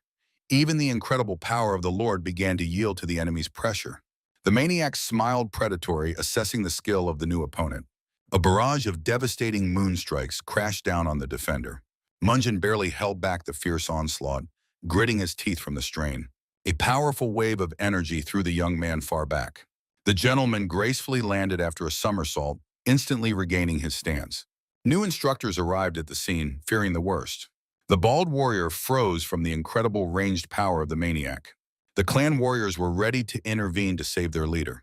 However, they were stopped. Intervention would only hinder the frantic speed of the fight. The giants could only closely watch every move of the gentleman. Munjin skillfully parried every attack, not allowing steel to touch flesh. The rescued nun watched this dance of death in fascination. With a mad look, the killer charged again in a frontal attack. The young man focused all his spirit on the speed of his own blade. Blue arcs sliced through the air, calculating the perfect trajectory. Steel against steel, sparks rained down after every clash. Munjin's cold-blooded calculation took into account even the smallest detail. The maniac went mad, not understanding how the boy parried all his attacks. The killer put all his dark power into his last decisive move. A colossal wave of deadly energy covered the surrounding space. A dispute about the power of legendary sword techniques flashed through the memories. Munjin ordered himself to endure this hellish onslaught a little longer. Two blades met in a final flash that blinded the night forest. The killer grinned fiercely. He was sure he had read every attack. The swords clashed in a dazzling flash, tearing through the silence of the night forest. Shock pierced the enemy. He felt the first devastating blow to the shoulder. Munjin slipped past like an elusive shadow, leaving only a trail of light. One fierce blow threw the maniac back in a bloody fountain. The fallen enemy bitterly smiled, acknowledging defeat by the audacious brat. Against the backdrop of bloodied grass, the killer with his last strength asked the hero's name. The young man coldly replied, Hua Munjin. With this name on his lips, the master of the Scarlet Moon accepted his death. The Lord cursed the scoundrel's body, wishing him eternal torment beyond the boundary. The rescued nun froze. She had already heard about the power of this master. Rumors about the mad young lord of the Hua clan surfaced in memory. The sun gleamed on the bloodied steel, confirming the legendary might. Munjin first checked if his younger wards were all right. His very premonition led him into the thicket, straight into the epicenter of the slaughter. The instructor reported the scoundrel tried to dishonor the nuns of the Ime sect. Dojin bowed his head apologetically, apologizing for his reckless courage. However, Munjin unexpectedly praised his brother for his keen sense of justice. The boy froze in confusion. He did not expect such warm support. Mel Ryan sincerely bowed to the savior, expressing boundless gratitude. The young man was not interested in ceremonies. He only wanted to know the name of the slain beast. It was the Scarlet Moon's sword, which hunted for the secrets of the Ame sect. Munjin only spat disdainfully, calling the enemy's technique talentless. He ordered to thank the friends, denying his own desire to save anyone. The women bowed to Dojin, causing him to wave his hands in panic from shame. The little one blushed to the ears, refusing the status of a great hero. Munjin watched his brother's modesty with deep fatherly pride. The squad moved on, while the nuns wished the warriors a safe journey. Meanwhile, in the past, the killer was swiftly rushing through the forest towards his demise. Mel Ryan was convinced. The rumors about the strength of Hua Munjin were not an exaggeration. The young man quickly moved forward, full of determination. The master of the trade guild could not hold back tears upon seeing the savior. Munjin sincerely smiled, confirming his intention to keep his word. Preparations for the reception of the honored guest began instantly at the estate. At the modest table, there was a spirit of gratitude and mutual respect. Munjin noticed how much the old man had been worn down by life's hardships. The burly warrior burst into the hall, stunned by the Lord's personal visit. The guest was amazed by the safe journey while the young man was clarifying the situation. Munjin casually recalled the massacre of 30 killers in the Elim Moon. The news of the defeat of the member of the Four Heavens shocked those present. The boy's immovability only emphasized his incredible power. The guildmaster foretold the warrior unprecedented glory. The old man scolded himself for overconfidence and the cruel beating of the deputy. The dark residents silently testified to the growing terror of the enemy. Trembling with fear, the merchant begged Munjin for saving advice. The youth decided to draw his sword and demanded a clear plan of action. For open intervention, he only lacked a weighty reason. In the red glow, Munjin chose the first target, the Weaving Street. The sunny market greeted the heroes with a depressing, dead wasteland. The bald companion anxiously surveyed the abandoned trading rows. The striking desolation caused only irritation in Munjin. The empty streets eloquently testified to the inevitable bankruptcy of the city. Finally, the warriors stopped near the required building. Munjin ordered noodles, trying to keep calm. Suddenly, their meal was interrupted by a brazen stranger. The provocateur in purple mocked the choice of the establishment.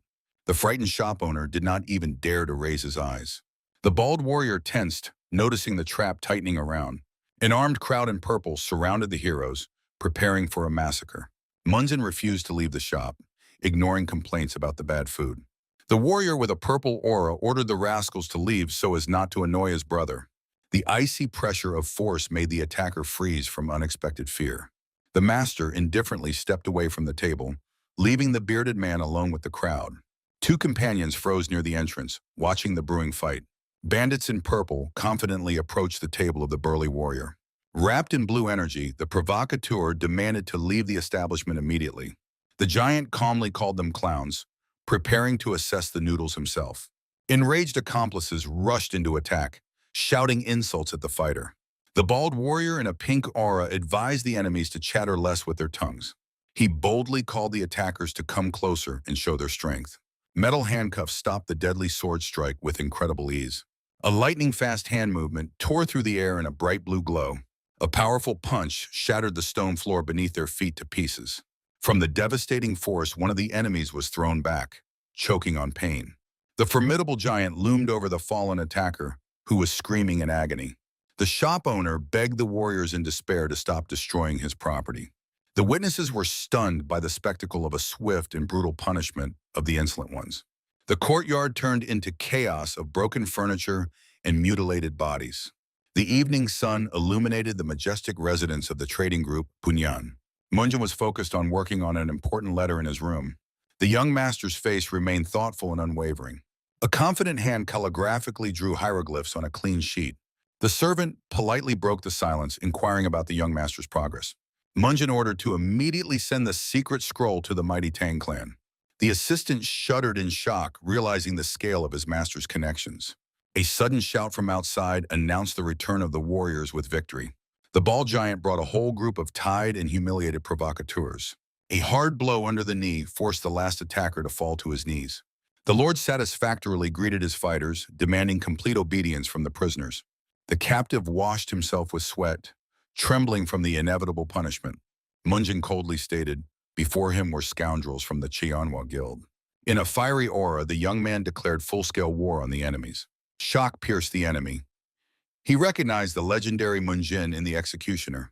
The Lord's predatory smile left no doubt he needed their boss. The captive realized the fatal mistake.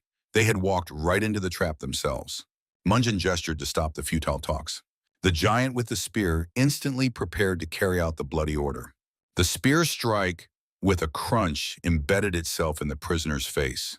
The room filled with groans of pain and the smell of fresh blood. The Lord ordered the neighbor to be executed to loosen the tongue of the last survivor. A flash of black energy ended the attacker's life in a fraction of a second. The enemy's body fell powerless onto the stones in death throes. The last survivor wept, begging for mercy in exchange for the truth.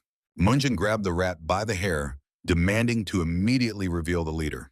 The maniacal gaze of the red eye pierced the traitor through and through. Meanwhile, in Shaolin, stunning news of victory was announced. Master Haiyan Wu did not believe that the youth had defeated the Scarlet Moon Sword. The monks acknowledged a genius with a heavenly fighting body had appeared in the world. No Ilchun noted the incredible talent not only of Munjin, but also of his family. The children of the Hua clan had already managed to gain fame at the tournament in Sichuan. Setting down the cup, the old monk decided to end the conversation. Huiyun Wu set out on the road, eager to personally see the young hero. The night residence of Imei shone with lights amidst the mountains. Elder Jinhua came to say goodbye to the wounded Melryan. The girl was confused by the sudden departure of her mentor. The woman gently explained, debts of gratitude must be repaid immediately. She decided to personally reward Munjin and his talented family. Melryan again enthusiastically praised the feat of her savior. The elder set off on the journey, leaving the nun to recover her strength. Melryan watched the elder disappear into the night darkness. The girl smiled slyly, wondering what surprise awaited the Hua family. Jinhua confidently walked forward under the silvery glow of the moon. Meanwhile, in the luxurious hall of the Tang clan, a tense conversation was brewing. Emperor Yadu studied the scroll intently, weighing every word. A scandal erupted at the residence over young Hojun and her future. The girl's father was furious, but the patriarch considered the age ideal for marriage. Zhengchen was panically afraid to let his daughter go, but the elder only mocked his weakness. Tensumon cut off any objections. His word was law. The clan leader did not believe that the father was personally going to the estate because of a letter from the boy. The patriarch, with an escort, was preparing to depart, ignoring his son's whining. Suddenly, the trip was interrupted by a decisive female voice. Tun Sohei demanded to participate. A woman in a bamboo hat appeared before the group, full of determination. Sohei insisted on accompanying her niece, who knew nothing of the real world. However, Hojun was only happy for the chance to break free from stifling guardianship. The girl was already anticipating the taste of dishes in the best restaurants near the Hua estate. The majestic procession led by the patriarch set off to meet new allies.